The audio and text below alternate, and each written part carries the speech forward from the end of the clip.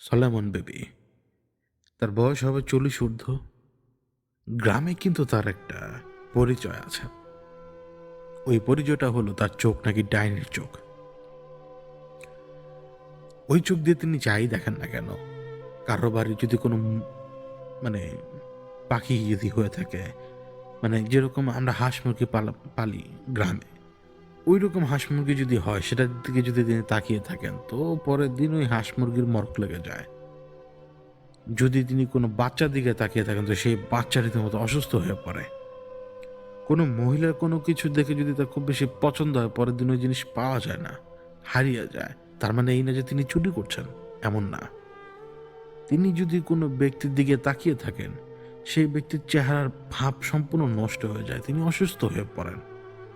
গ্রামের মানুষকে তো জানে যে তার ছায়ার কাজ দিয়ে যাওয়া মানে বিপদ ডেকে আনা। মানুষজন কথিত, মানুষজন এই কথাটা শুনে, কিন্তু কোনো প্রমাণ নেই। তা হচ্ছে যখন তার জন্ম হয়েছিল, সেই সময় তার জন্ম নাকি এমন এক জায়গায় হয়েছিল, মানে যাওয়ার পথে, বাড়ি থেকে যাওয়ার পথে কোথাও তাকে নিয়ে যাওয়া হচ্ছিল। তার জন্ম হয়েছিল ঠিক যেই জায়গায় চিতাশাল, সেই চিতাশালের সামনে। মাটিতে নাকি তার মা পড়ে গিয়েছিল, আর কোনো কিছু করার উপায় ছিল না, সে নাকি নিজে নিজেই বেরিয়ে এসছে, একেবারে খুবই স্বাভাবিকভাবে। অত বেশি যন্ত্রণা তাকে নিতে হয়নি। এটা নাকি শোনা কথা। তার জন্ম চিতাশালের সামনে হয়েছিল। এই জন্য এই সলোমন বেবির হাও ভাও ভালো না। কিন্তু সে যখন পয়দা হয়, সে অত্যন্ত ফর্সা ছিল। ফর্সা মানে এই না যে ফর্সা বা সুন্দর, তা না, অত্যন্ত সাদা। তো মানুষজন তাকে দেখতে পারতো না যেমন, ঠিক তেমনি মানুষজনের সাথে তো তার চলাফেরা ওইরকমই। সে এমন এক এলাকায় থাকতো, যে এলাকাটা হচ্ছে মূলত গ্রামের যে বসবাসের স্থানগুলো, পাড়া মহল্লা যে জায়গাটার ভিতরে থাকে গ্রামের, তা থেকে অনেক দূরে। ওইখানেই তাদের বাড়ি। ওদিকে আর বড় যে 3-4 গৃহস্থ ঘর রয়েছে, বেশি না। এবং তিনি প্রায়শই করতেন কি, ওই ওই দূর চরাঞ্চল থেকে গ্রামের ভেতরে আসতেন, এদিক ওদিক হাঁটাচলা করতেন। তো মানুষজন ওইভাবে রিয়াকশন দিত। কিন্তু এই রিয়াকশনটা মানুষ এমনি এমনি দিত তা না। কিছু কিছু দূর দূরান্ত থেকে কিছু কিছু মানুষ আসতো তার কাছে। ওই মানুষরা যখন আসতো তার কাছে, ওই মানুষজনরা বিশেষ উদ্দেশ্য নিয়ে আসতো, কারণ তার কিছু ক্ষমতা রয়েছে। সে কিছু কাজ করতে পারে, যে কাজগুলো সবাই পারে না। গ্রামের মানুষ একটু বুঝে কম, কিন্তু তার কাছ থেকে সবাই সাবধান থাকতো সেই ছোটবেলা থেকেই। এই জন্য যারা মানে গ্রামে তখন যুবক বয়সে, তারা তো তার কাছে ঘেঁষতই না, তার সাথে কথাই বলতো না। কিন্তু মহিলা কিন্তু চলতো সেই স্বাভাবিকভাবে, গ্রামের মহিলারা আগে যেরকম যেইভাবে চলাফেরা করতো ওইভাবেই। এখন ওই দিন, যেদিনের ঘটনা, ওই গ্রামের এক নববিবাহিত মহিলা, তার বিয়ে হয়ে গেছে 4 মাস 5 মাস। স্বামী অত্যন্ত কষ্ট দেয়, মারধর করে তাকে। এখন এই জিনিসটা তার জন্য অনেক বেশি পীড়াদায়ক। তিনি তার মার মাধ্যমে, মানে ওই ভদ্র মহিলা তার মায়ের মাধ্যমে তার স্বামীকে তাবিজ কবজ করে বসায় আনার অনেক চেষ্টা করছিল, পারছিল না।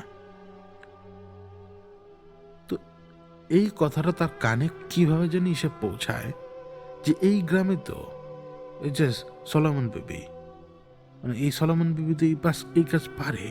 তার কাছ থেকে তো দূর থেকে লোকজন আসে এই সলোমন বেবির কাছে। মানুষজনের মানুষজনের জন্য ক্ষতি করে, মানুষজনের জন্য তাবিজ, বিভিন্ন রকমের কথাবার্তা। এখন ডেসপারেট মানুষ, বোঝে না অনেক কিছু। গ্রামের মানুষও একই রকম। তিনি ডেসপারেট হয়ে ছুটে গেলেন ওই মহিলার কাছে। তখন প্রায় সন্ধ্যা সন্ধ্যা হব হব অবস্থা, চারদিকে গোধূলি আবার ছড়িয়ে গেছে। এখন ওই অবস্থায় যখন সলোমন বিবির বাড়িতে সে যে পৌঁছালো, সলোমন বিবির যেন মানে তৈরি ছিল তার জন্য।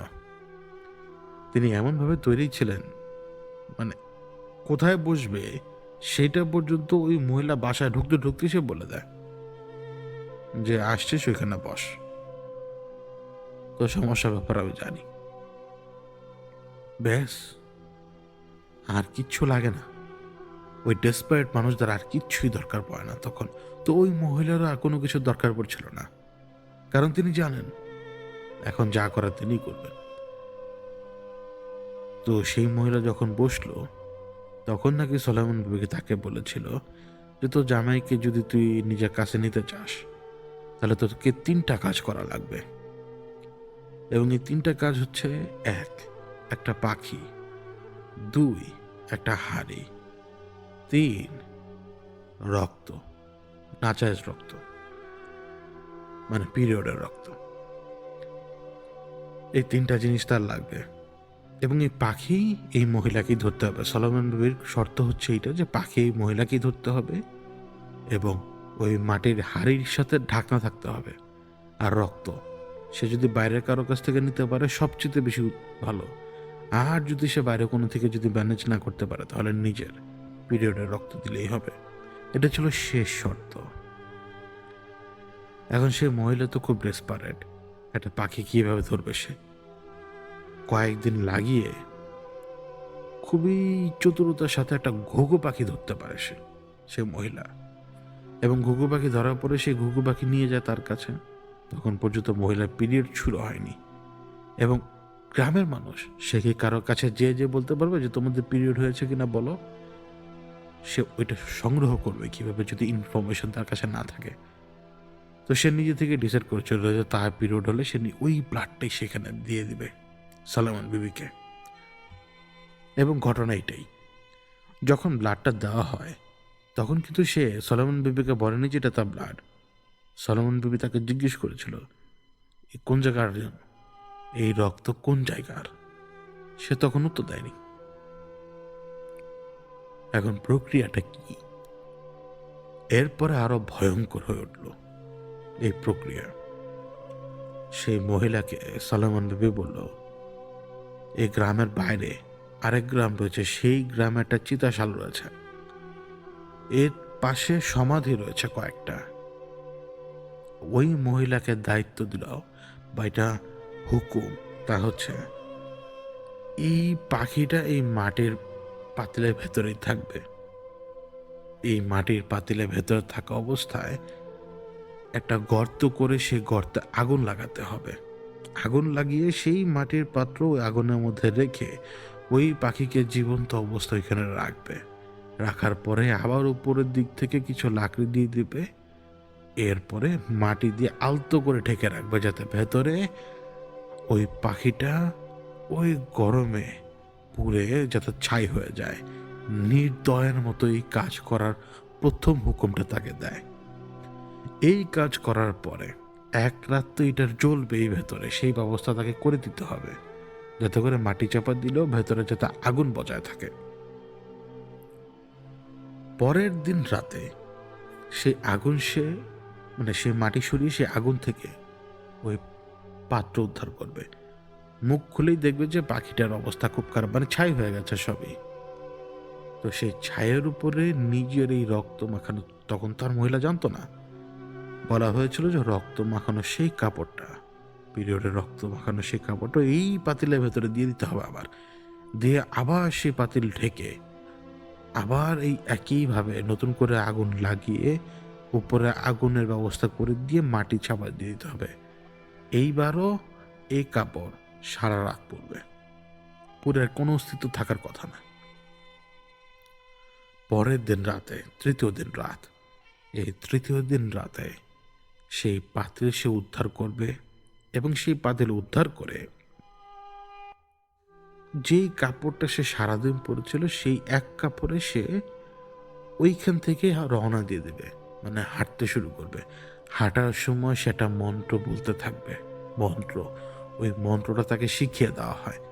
ওই মন্ত্র বলতে বলতে বা পড়তে পড়তে সে ওই গ্রাম পার হয়ে আরেক গ্রামের ওই সমাধি যে জায়গা রয়েছে চিতাশালের, ঠিক সেইখানে যে পৌঁছাবে। সেই চিতাশালের সেইখানে যাবার পরে ওই মন্ত্র সে পড়তে থাকবে। কোনো কিছু তার সামনে ঘটবে না, কখনোই ঘটবে না। চিতাশালের ওইখানে বসবে সে, বসে মাটি নিজের হাতে খুঁড়বে। মাটি খুঁড়ে সেইখানে সে পাতিলটা রেখে দিয়ে সেই পাতিলটা ঢেকে দিবে। এই পর্যন্ত সে মন্ত্র পড়তেই থাকবে। মন্ত্র পড়ায় সে কোনোভাবে থামাতে পারবে না। তো যখন তার মন্ত্র পড়া শেষ হয়ে যাবে, মানে যখন পাতিলটা রাখা হবে এবং এরপরে যখন সমস্ত কাজ শেষ করার পরে তার মন্ত্র পড়া তাকে থামিয়ে দিতে হবে। সেইখানে তাকে বসে থাকতে হবে।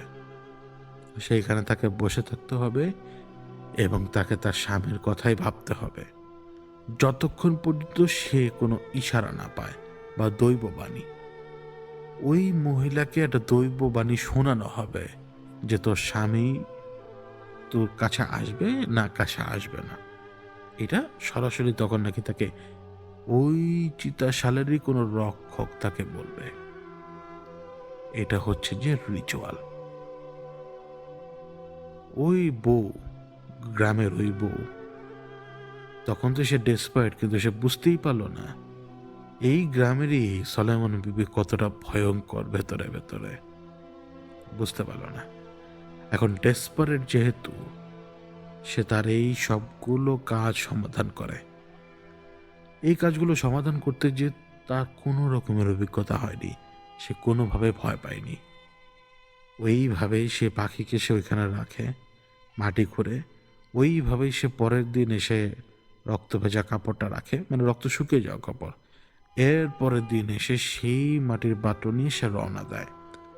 এখন ঘটনা হচ্ছে এইখানে, সে যখন রওনা দেয় একটা বিস্তীর্ণ অঞ্চল তাকে পাড়ি দিতে হবে, যে বিস্তীর্ণ অঞ্চলটা হচ্ছে চারপাশে চরাঞ্চলের মতো, বিলও রয়েছে, এমনকি হাওরের মতো এলাকা। মানে পানি আছে কম, মানে হাঁটুর অনেক নিচে আর কি পানি। এরকম এক অঞ্চল তাকে পাড়ি দিতে হবে এবং সেই দিন একদম পূর্ণিমার রাতের মতো আলো, এতটা আলো চারপাশে, পূর্ণিমার রাতের মতো। তিনি রওনা দিয়েছেন। কিছুক্ষণ কোমরে রাখছেন, তো কিছুক্ষণ দুই হাতে, কিছুক্ষণ এক কাঁধে, তো কিছুক্ষণ আরেক কাঁধে। মানে মাটির পাত্রটা রাখা সম্ভব হচ্ছে না।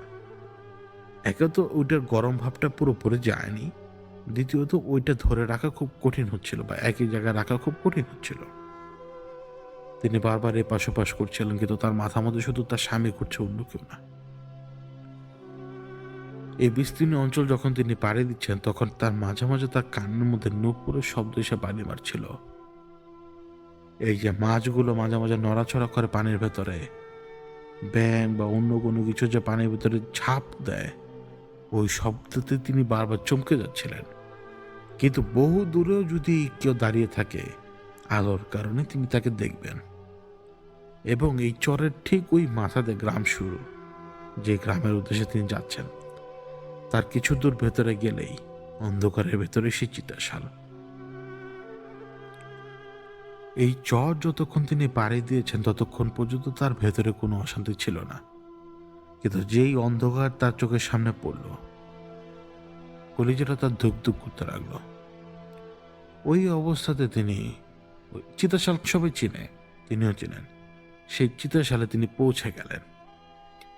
কথা অনুযায়ী তিনি কিন্তু দেখলেন যে ডান পাশে সমাধি রয়েছে, বাম পাশে ওই স্পেসটা চিতাশালের স্পেস।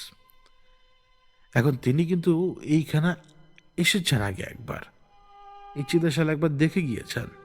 অন্যান্য গ্রামের অন্যান্য মহিলাদের সাথে ঘোরাফেরা করা অবস্থায় এসেছেন, কিন্তু তিনি তখন সমাধি দেখেননি, তার চোখে সমাধির অংশটুকু পড়েনি, তিনি অন্য সাইড থেকে দেখেছিলেন। আজকে তিনি সমাধির সাইডটা দেখলেন এবং তার কাছে মনে হলো যে এটা এরকম কেন।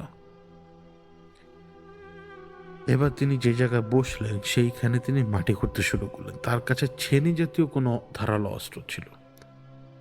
সেইটা দিয়ে তিনি যখন মাটি খোঁড়ার চেষ্টা করছেন, মাটি অত্যন্ত শক্ত বিধায় মাটি খুঁড়তে তো সময় লাগছিল। প্রায় কয়েক মিনিট পরে মাটিটা এমন একটা অবস্থায় এসে মানে খুঁড়তে পারেন তিনি যে এখন পাথরটা একেবারে লেভেল বসে যাবে, মানে গর্তের লেভেলটা এতখানি। ওই অবস্থায় তার কেন জানি মনে হলো যে তার হাতে চিটচিটে কি জানি লাগলো, পরে চুলের মতো কি জানি লাগলো। প্রথমে তিনি পাত্তা দেননি, কিন্তু আসলে সেখানে ছিল একটা মানে একটা সমাধি দেওয়া লাশ। সমাধি দেওয়া লাশ। ওই সমাধি দেওয়া লাশের কপালের কিছু অংশের নষ্ট হয়ে যাওয়া চামড়া, চুল সহ তার হাতে এসে লেগেছিল। তা ওই মহিলা টেরই পাননি। এবং ঠিক ওই কপালের ওই অংশের উপরে পাতিলের তলাটা রাখলেন তিনি, কারণ তিনি জানেন না, অন্ধকারে দেখছেন না কিছু, মানে চোখ তো ঠাউর হয়ে গেছে এবং চারপাশে চাঁদের আলোতে সবকিছু বোঝা যায়, চোখ ঠাউর হয়ে গেছে। তিনি তার কাজ করলেন, কিন্তু ভুলটা কোথায় সেটা হচ্ছে তিনি মাটি চাপা দেননি। তিনি মাটি চাপা না দিয়ে ফেরত মানে উঠে রওনা দিয়ে দিয়েছেন। আরেকটা ভুল, তা হলো সেখানে বসে থাকার কথা।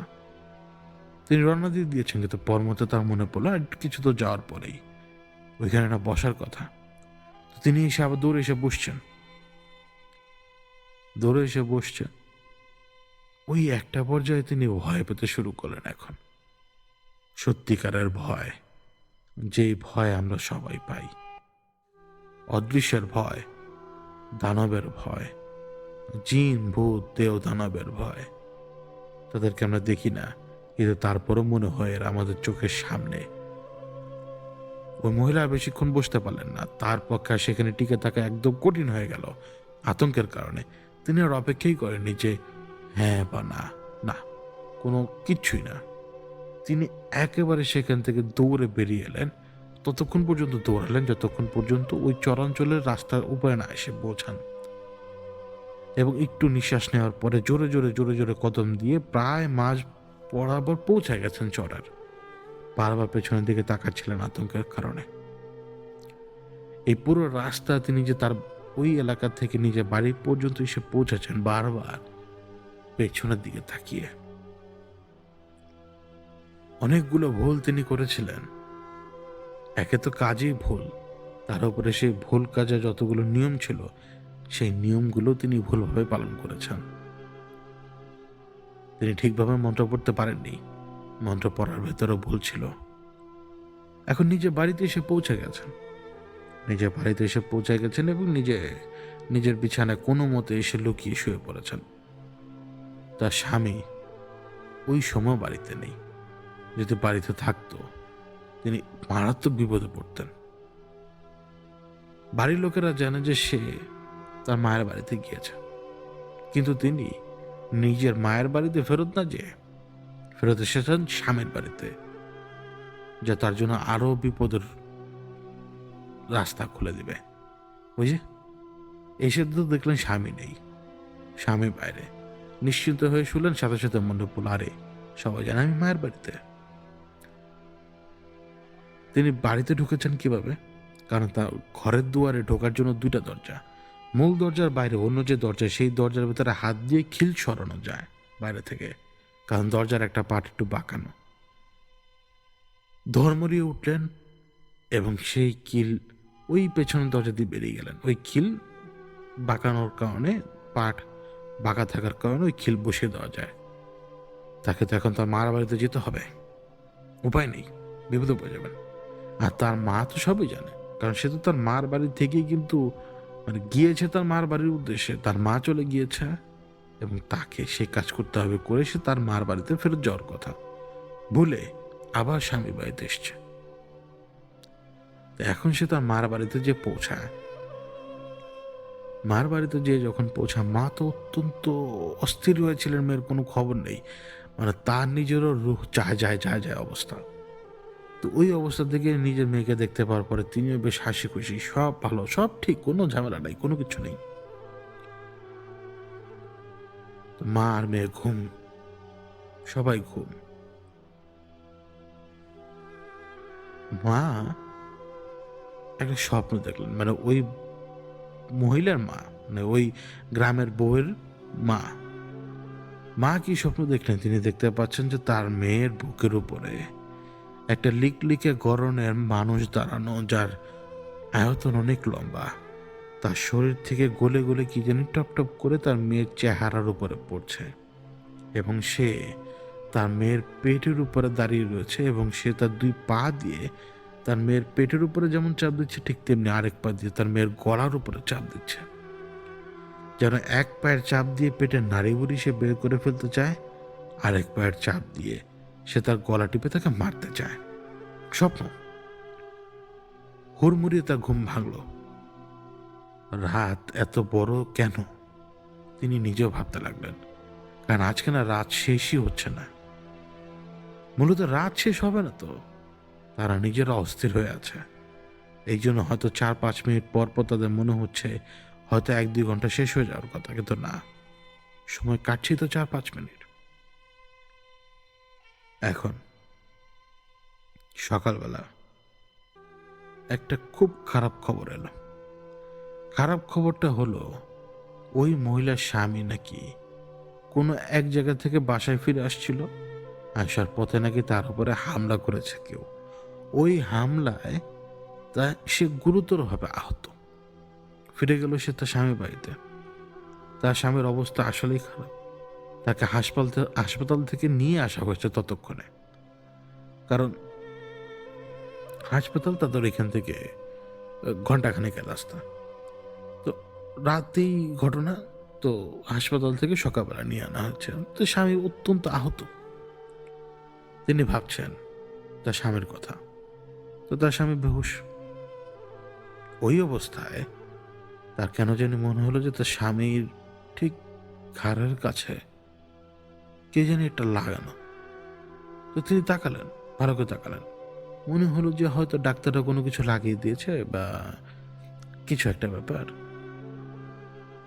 কিন্তু পরে আবার তিনি দেখতে পেলেন যে তার স্বামীর ঘাড়ে কি যেন একটা লাগানো, কেমন জানি দেখতে। তো তিনি হাত দিলেন। হাত দেওয়ার পরে যখন ওই জায়গাটা ধরতে পারলেন, তার কেন জানি মনে হলো এটা হাড়, মানুষের হাড়। এবং তার জামাই সাথে সাথে চোখ খুলে তাকায় তার দিকে, চোখ খুলে তাকায় এবং সাথে সাথে তার গলা টিপে ধরে। ওই মুহূর্তে যখন তার স্বামী তার গলা টিপে ধরে, ঠিক সেই মুহূর্তে তার ঘুম ভাঙে। এই রাত তো শেষ হচ্ছে না। মা যেমন দুঃস্বপ্ন দেখলো, এখন মেয়েও দুঃস্বপ্ন দেখলো। রাত তো শেষ হয় না। এত বড় রাত, কেমন জানি গায়ের ভেতর থেকে গরম একটা ভাবও বেরোচ্ছে। আশেপাশের পরিবেশ ঠান্ডা, গরম নেই, মানে ঠান্ডার মাঝখানেও কেমন একটা গরম শরীর নিয়ে এসে বসে রয়েছে। তখন হঠাৎ করে মনে হলো যে এই ঘরের ভিতরে কি জানি দেখা যায়। ওই মাটির পাত্র, এই মালসার মতো মাটির পাত্রটা দেখা যায়। তার মনে হলো, একটু সামনে এগিয়ে চোখ ভালো করে নিচু করে দেখার চেষ্টা করলেন। মাটির মালসার মতোই লাগে।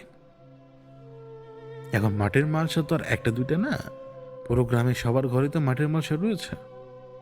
ওই হিসেব করে সে আবার শুয়ে পড়লো, কিন্তু শুয়ে পড়ার পর সে উঠে দাঁড়ালো, কারণ এটা ওই মালসা। এটা ওই মালসা, যে মালসাটা সে রাত্রে এখানে রেখে এসছে। তার তো এমন ভয় লাগলো, সে তার মাকে সাথে সাথে ডেকে তুললো। আতঙ্কের কারণে দুই মা মেয়ে চিৎকার করে বসলো, কারণ মেয়ে আতঙ্কিত ছিল। মাকে ডাকতে ডাকতে সেও চিৎকার করা শুরু করে দিয়েছে। এখন যখন ঘরের পুরুষরা এলো, ঘরে কিচ্ছু নেই। এখন মা যখন পুরো ব্যাপারটা বুঝতে পারলো, সে মেয়েকে শান্ত করে ফেললো। এখন পুরুষরা চলে যাওয়ার পরে ফিসফিস করে মা এবং মেয়ে কথা বলছে। মা বলছে যে মা এরকম দেখলো, স্বপ্ন দেখলো। মেয়ে তো মায়ের কথা শুনে একদম ভয়ে কাতর। এখন মেয়ে বলছে যে ঘরের ভিতরে সে বাতিল দেখেছে। এবার আসলেই সকাল হলো। আসলেই সকাল হওয়ার পরে সে যখন গ্রামে ফেরত যায়, ঠিক গ্রামে ঢোকার পথে ওই মহিলা দাঁড়ানো, সলামন বিবি। সে দাঁড়ানো এবং তার পায়ের কাছেই মালসাটা ভাঙা অবস্থায়। মালসার ভেতর থেকে ছাইগুলো বেরিয়ে আছে। একজন সাধারণ মানুষ বুঝবেই না, গ্রামের সাধারণ ব্যক্তি বুঝবেই না এই মালসার মানে গুরুত্বটা কি এখন। কিন্তু যাদের কর্ম, তারা তাদের কর্মের প্রত্যেকটা সামগ্রীর ব্যাপারেই তো অবগত। ওই মহিলা এই মালসাকে এই অবস্থায় দেখে সলোমন বেবির দিকে তাকিয়ে রইল, মা আর মেয়ে। সলোমন বেবি সে বউকে উদ্দেশ্য করে বলল, ভালো করিস নাই, যা বলছিলাম কিচ্ছু করস নাই। এবার দেখ কত বড় ক্ষতি হয় তোর। আর শুধু তোর তো ক্ষতি হবে না, ক্ষতি আমারও হবে, ক্ষতি আমারও হবে। এখন মা মেয়ে এই কথা বাইরে তো বলতে পারবে না, অত বেশি সাহস নেই। কিন্তু চূড়ান্ত ঘটনাটা ঘটে সন্ধ্যার পরে। সন্ধ্যার দিকে এমন এক ভয়ঙ্কর ঘটনা ঘটে যা পুরো গ্রামের মানুষজনকে কাঁপিয়ে তোলে। ওই রাতে সলোমন বেবি নিজের বাড়ি থেকে দৌড়ে বেরিয়েছেন। আরেকজন গেরস্ত দেখছিল যে তার শাড়িতে আগুন লেগে গেছে, তার শাড়িতে আগুন লেগে গেছে। ওই দাউ দাউ করে জ্বলতে থাকা শাড়ি সহ সে দৌড় দিয়েছিল, এবং দৌড়টা এতটুকু পর্যন্ত দিয়েছিল যে যতটুকু পর্যন্ত দৌড় দিলে ওই গ্রাম্য গৃহবধূর বাড়ির মূল রাস্তার বরাবর সে চলে আসতে পারে, এতখানি পর্যন্ত সে দৌড়ে আসতে পেরেছে। কিন্তু তার শরীরে বাকি কাপড়ে তো ততক্ষণে আগুন লেগে গিয়েছিল, আঁচল তো পুড়ে গিয়েছিল পেছনের দিক থেকে। সে যখন সে বাড়ির সামনে এসে পৌঁছে ততক্ষণে তার পিঠের উপরে আগুনের লেলিহান শিখা, আর সামনে তখন পর্যন্ত আগুন ধরেনি, কিন্তু চুলগুলো একদম পড়ে গেছে তার। ওই দাউ দাউ করে জ্বলতে থাকা আগুন সে থেমে যাওয়ার পরে তার সামনের দিকে ঘুরে চলে আসে, কারণ দুইজন প্রত্যক্ষদর্শী দেখতে পাচ্ছিল যে আগুন সহ ওই মহিলা দৌড়ে আসছে। ওই মহিলা থমকে দাঁড়ানোর পর ওই আগুন পেছনের দিক থেকে সামনের দিকে একেবারে চলে এসছে, এবং মুহূর্তের ভেতরে সে থমকে দাঁড়ানোর পর মুহূর্তের ভেতরে আগুন তাকে এমনভাবে গ্রাস করে ফেলে, মানে কে কি করবে কিছু বুঝে ওঠার আগে অনেক বেশি আগুন, অনেক বেশি। তাকে ওই আগুন নিভানো হলো, কিন্তু ততক্ষণে তার অবস্থা অত্যন্ত খারাপ।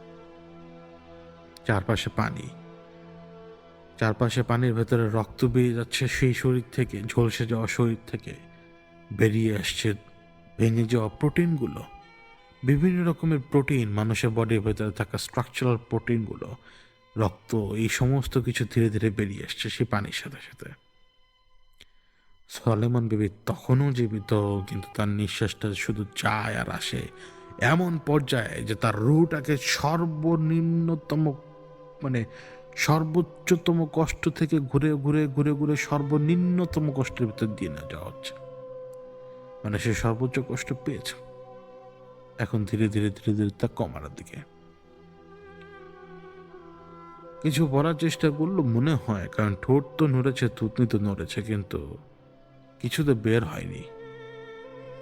এবং অদ্ভুতভাবে তার নিজেরই মানে গলার বাম দিকের সাইডের চামড়া পুড়েছে, ওই জায়গাটা গর্ত বেরিয়ে গেছে।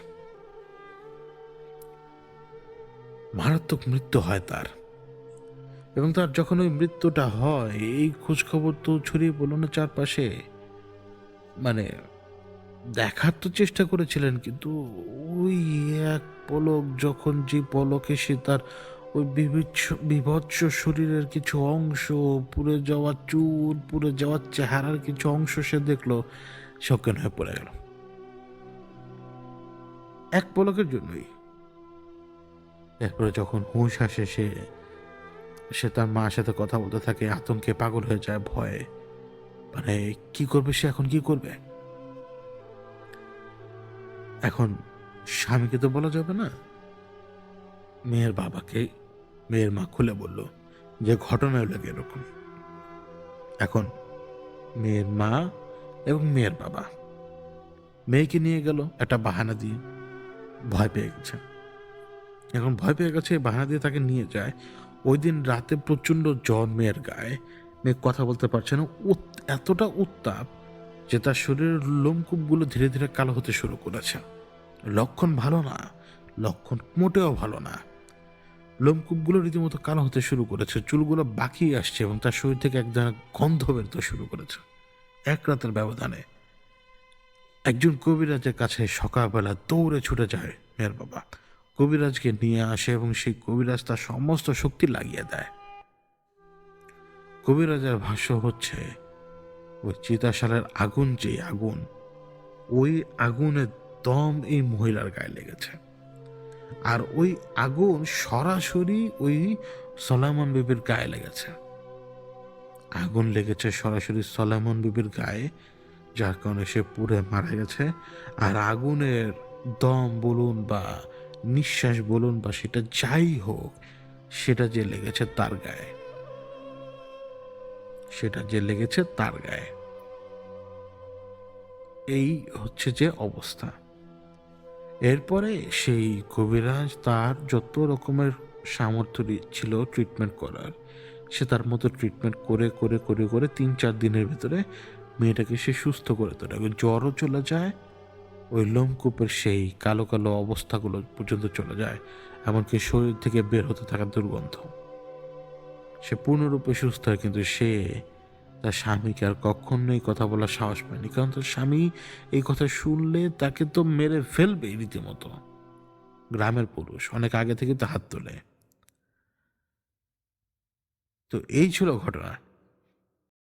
তো সলোমন বিবেক ঘটনা এখানেই শেষ, এবং এখন আমি আপনাদেরকে এমন একটা ঘটনা বলবো, এই ঘটনা দিয়েই এপিসোডটা শেষ হয়ে যাবে এবং এই ঘটনার সাথে সরাসরি কানেক্টেড থাকবে আগামী পর্বের দিগন্ত তারার রাহুকালকে ধরার বা খুঁজে বের করার ঘটনার সাথে সম্পূর্ণ কানেকশন। তাই এখন আমি আপনাদেরকে শোনাবো এমন একটা ঘটনা, যে ঘটনাটায় আপনি শুনতে পাবেন কবরের ভেতরে কবর দেওয়ার কথা, যা পরবর্তীতে আগামী পর্ব পর্যন্ত আপনারা বুঝতে পারবেন। তো শুরু করি ওই ঘটনাটি, কবরের ভেতরে কবর। পেশায় তিনি একজন ডাক্তার এবং সমস্যা হচ্ছে তার 16 বছর বয়সী ছেলের সমস্যা হচ্ছে আর সব ধরনের টিপিক্যাল পজিশনের মতো। যেভাবে পজিশনের কেসগুলো আমরা দেখি, ওই ধরনের পজিশন কেস। প্রথমে পড়ালেখা নষ্ট হয়ে যাওয়া, তারপরে ধীরে ধীরে আচার আচরণ বিগড়ে যাওয়া, এরপরে ফাইনালি ওই সত্তার আত্মপ্রকাশ ঘটে। যখন একটা মানুষ পজিশনের শিকার হয়, ওই শিকার হওয়া পজিশনের কতগুলো স্টেজ থাকে। কেউ ধাম করে পজিশন হয়ে যেতে পারে, বা কেউ খুব সময় নিয়ে ধীরে ধীরে ধীরে ধীরে আরেকজনের উপরে নিজের ক্ষমতা তৈরি করতে পারে।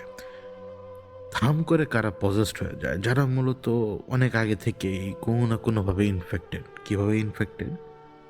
এই ধরনের এন্টিটি দ্বারাই, যে কখনো সারা জীবনে পজেশনের শিকার হয়নি, সে কখনোই ধাম করে পজেসড হতে পারবে না। কারণ আপনার ভেতরে আপনার রূহ রয়েছে, আপনার কারিন রয়েছে, আপনার নফস রয়েছে, আপনার নিজের স্বাধীন সত্তাটা রয়েছে।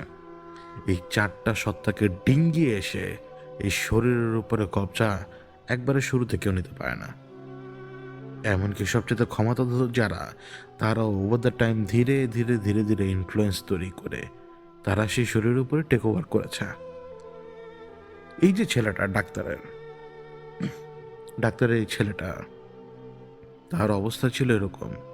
শুরুর দিকে তার পড়ালেখা খুব ভালো ছিল, খুব সুন্দরভাবে সে পড়ালেখা করতো। বাবা মা তাকে অত্যন্ত ভালোবাসত, কারণ একটা মাত্র ছেলে, একটা মাত্রই সন্তান। প্রথম দিকে পড়ালেখা তার খারাপ হতে লাগলো। সে বারবার কমপ্লেন করতো তার বাবার কাছে, মায়ের কাছে, যে সে পড়ালেখা করতে পারছে না। সে তার মন থাকে, পড়া মনে থাকে, কিন্তু ঠিক যেই সময়টা তাকে ডেলিভার করতে হবে, পরীক্ষার হলে যে হোক বা ক্লাসে যে হোক, সে সেই সময় মনে রাখতে পারছে না, কোনো মতে অ্যাক্সেস করতে পারছে না। তার পড়া, তার যে মনে রেখেছিল সেই কোনো রকমের ডেটা সে অ্যাক্সেস করতে পারছে না তার মাথা থেকে। সে সব ভুলে যাচ্ছে। প্রথম প্রথম এরকম ভুলে যাওয়ার ব্যাপারটা। তারপরে ধীরে ধীরে তার ওই কন্ডিশনটা দেখা দেয়, যে কন্ডিশনে তাকে আসলে যখন অনুভূতি টের পাওয়ানো শুরু করা হয় যে এন্টিটি এইখানে বিচরণ করছে এখন তোমার চারপাশে। এন্টিটি আসলে ওই সময় ওই রকম ব্যক্তিদেরকে ভয় দেখাতে শুরু করে, কারণ যত বেশি ভয় পাবেন তত বেশি তার জন্য সেটা আরো সহজ আপনার ভেতরে প্রবেশ করা। কারণ আপনি উইলিংলি যদি তাকে প্রবেশ করার সুযোগ দেন হার মেনে, তাহলে সে সবচেয়ে বেশি শক্তি পাবে, পুরো শরীরের উপর নিয়ন্ত্রণ করার ক্ষমতা তার 100% বেগে বেড়ে যাবে। আর যদি সে ফোর্সফুলি কন্ট্রোল নেওয়ার চেষ্টা করে বডির, তাহলে 50-50 চান্স থাকে। এই জন্য দেখবেন যে কিছু কিছু পজিশনের ক্ষেত্রে রোগীরা সারাদিনই পজেসড থাকে, কারণ পুরো 100% কন্ট্রোলে রয়েছে পজিশন। আবার কিছু কিছু ক্ষেত্রে দেখবেন যে রোগীরা ঘন্টাখানেকের জন্য পজেসড হয় বা 2-10 মিনিটের জন্য পজেসড হয়, তারপর আবার তারা ঠিক, কারণ তাদের রূপ ব্যাটেল করছে কন্টিনিউ শরীরের কবজা নেওয়ার জন্য। তাদের কারিন বা নবস তারা কন্টিনিউ কবজা নেওয়ার জন্য ব্যাটেল করে যাচ্ছে সেই এন্টিটির সাথে। এই জন্য দেখবেন যে সবাই পজেসড হয় না, ওভার দ্য টাইম মানুষজন পজেসড হয়, এটা মানুষজন বুঝতে পারে না। আপনিও হয়তো পজেসড হতে পারেন। কিছু কিছু লক্ষণ থাকে যে লক্ষণগুলো নির্ভর করে, দেখার পরে বোঝা যায় যে এই লোক কোনো কিছু দ্বারা ইনফ্লুয়েন্স। ধরুন আপনি কোনো শয়তানি কর্মকাণ্ড করছেন না, কিন্তু শয়তানি কর্মকাণ্ড আপনার চোখের সামনে ঘটছে, বাট আপনি নিজের ভেতরে কোনো রকমের অশান্তি অনুভব করছেন না, আপনি এটাকে লেট গো করে যাচ্ছেন, মানে থাক চলো। এটাও এক ধরনের লক্ষণ যে আপনি প্রথমে এটাকে জায়েজ করাচ্ছেন নিজে নিজে, যে না থাক ওরা করছে করুক, যেখানে আপনার সেখানে উচিত ছিল যে এটার বিরুদ্ধে একটা স্টেপ নেওয়া, বা আপনি আপনার রবের কাছে যে মাফ চেতে পারেন যে আমার রব এমন ঘটনা কেন করছে বা আমি কি করব। কিন্তু আপনি কোনো কিছুই করছেন না, আপনি জাস্ট এটাকে লেট গো করলেন। এটা কিন্তু ইন্ডিকেট করে। এরকম অনেক অনেক অনেক অনেক অনেক উদাহরণ দেওয়া সম্ভব, কিন্তু এইভাবে উদাহরণ দিয়ে কিন্তু পজিশনকে ডিফাইন করা খুব কঠিন। ডাক্তার সাহেবের এই ছেলেটার নাম ছিল কামাল। এই কামাল ছেলেটা পুরোপুরি পজেসড। সে প্রথম ঘটনাটা কি ঘটায় জানেন? প্রথম ঘটনাটা হচ্ছে সেই দিন তার মার সাথে তার প্রচণ্ড ঝগড়া হয় কোনো কারণ ছাড়াই। সে তার মাকে হঠাৎ করেই তুই তুকারি করে কথা বলতে শুরু করে, যখন তার মা এসে তার ঘরে বসেছিল। কোনো কারণ ছাড়াই সে তুই তুকারি করে তার মার সাথে কথা বলতে শুরু করে, এবং কথাগুলো ছিল এরকম যে তার মার বয়স তো একটু, তখনও তিনি ভদ্রমহিলা, তখনও ইয়াং, 40 বছর বয়স তার। সে যে অ্যাডভান্স নিয়ে কথা বলছে, সে এইভাবে বোঝানোর চেষ্টা করছে যে তুই তো তোর কলিগদের সাথে এরকম এরকম করে বেড়াস। সে প্রথমে এইভাবে কথা বলে বসলো তার মাকে, যে তুমি কি তোমার স্বামীর পেছনে কোনো কিছু করো কিনা। এখান থেকে সূত্রপাত। কথা কিন্তু সে মিথ্যা বলেনি, কারণ অনেক সময় করে কি, এই এন্টিটিটা যখন পজেসড করে কাউকে, মানে পজেসড করে কাউকে, এরা একটা অশান্তি তৈরি করার জন্যই করে। এরা কেওস পছন্দ করে, এমনভাবে পছন্দ করে কেওসকে যে আপনি এটাকে কল্পনা করতে পারবেন না। আপনার মাথা যদি সারাক্ষণ কিলবিল করে, ওরা এটাই মজা পায়, এটাতেই ওরা সুখ পায়, এটাই ওদের শান্তি, যাতে আপনি নিজে শান্তিতে না থাকতে পারেন। ওইখান থেকে কথা কাটাকাটি শুরু হয়। একসময় মা উঠে এসে যখন ছেলেকে থাপ্পড় মারে, ছেলে উঠে দাঁড়ায়, বেরিয়ে যায় রুম থেকে। মা কিছু সময়ের জন্য স্তব্ধ, ঘটনা কি তিনি নিজেও বুঝতে পারছেন না। অতক্ষণের ভেতরে ছেলে রুমে ফেরত আসে হাতে চাকু নিয়ে। প্রথমে সে পেটে ঢুকিয়ে দেওয়ার চেষ্টা করে সেই চাকুটা, কিন্তু সেই চাকু পেটে আর ঢুকাতে পারেনি, মা বাধা দিয়ে দিয়েছিল। ওই ধস্তাধস্তিতে কাজের যে লোক বা হেল্পার যে থাকে, সে আসার আগ পর্যন্ত বেশ কয়েক জায়গায় তার হাতের এবং পেটের কয়েক জায়গায় কেটে গেছে আঁচড়ের মতো করে, মারাত্মক জখম ছিল না। আশপাশ থেকে লোক এনে ওকে কোনো রকমে ধরে রাখা যাচ্ছিল না, ধরে রাখা যাচ্ছিল না। ওর হাত ধরে রেখেছে, ওর দুই পা আলগা করে মানে ছুটে আসার চেষ্টা করছে, মানে আর চেহারা, চোখ চোখ নাক মুখ কান সব কিছু কথা বলছে যেন রীতিমতো, মারাত্মকভাবে। ওই ঘটনার পরে ছেলে শান্ত হতে হতে সন্ধ্যা হয়ে গেল। তো ডাক্তার পরিবার তো প্রথমে এটা মনে করলো যে মেন্টাল ব্রেকডাউন হতে পারে, বাবা চলে এসেছিল সব। তো তারা তাদের ওই ধরনের ট্রিটমেন্টে সফল হয়নি, যেটা সম্ভব না, কারণ এটা কোনো মানসিক রোগ না, এখানে একটা ফুল ব্লোন পজিশন, আর কিচ্ছু না। যখন তারা বুঝতে পারলো যে এটা আমরা একটু অন্য দিক দিয়ে দেখি, অন্য দিক দিয়ে দেখতে গিয়ে যখন প্রথমবার কোনো হুজুরের সাথে কন্ট্যাক্ট করা হলো, ওই হুজুর যখন এলেন এবং ওই হুজুর যখন প্রথমবার তার সাথে কথা বলার চেষ্টা করলেন, ওই সময় কিছু ধারণা তারা পেলেন যেটা আসলে পজিশনের কেস, কিন্তু এই পজিশনটা কেউ কোনো কারণ ছাড়া ঘটায়নি। মানে কোনো কারণ ছাড়াই ঘটায়নি কেউ। এর সাথে নাকি পুরাতন কোনো কিছু জড়িয়ে, মানে অর্থাৎ অতীতের কোনো কর্ম বা অতীতের কোনো কিছু যেটার সাথে এই পরিবার জড়িয়ে রয়েছে। সে বারবার একটা সংখ্যা বারবার বলে যাচ্ছিল, একটা সংখ্যা সে বারবার বলে যাচ্ছিল। তারপরে সে বারবার এক লোকের নাম নিচ্ছিল, যার নাম নিচ্ছিল সে আবার হচ্ছে কামালের দাদার বাবা। কামালের দাদার বাবা। তো যে সংখ্যাটার নাম সে বারবার নিচ্ছিল, এই সংখ্যাটা বাংলা সংখ্যা না, ইংরেজি সংখ্যাও না। এটা পরবর্তীতে জানা গিয়েছে যে এটা উর্দু সংখ্যা, যেটা তারা তখন বুঝতে পারেননি। এটা উর্দু সংখ্যা।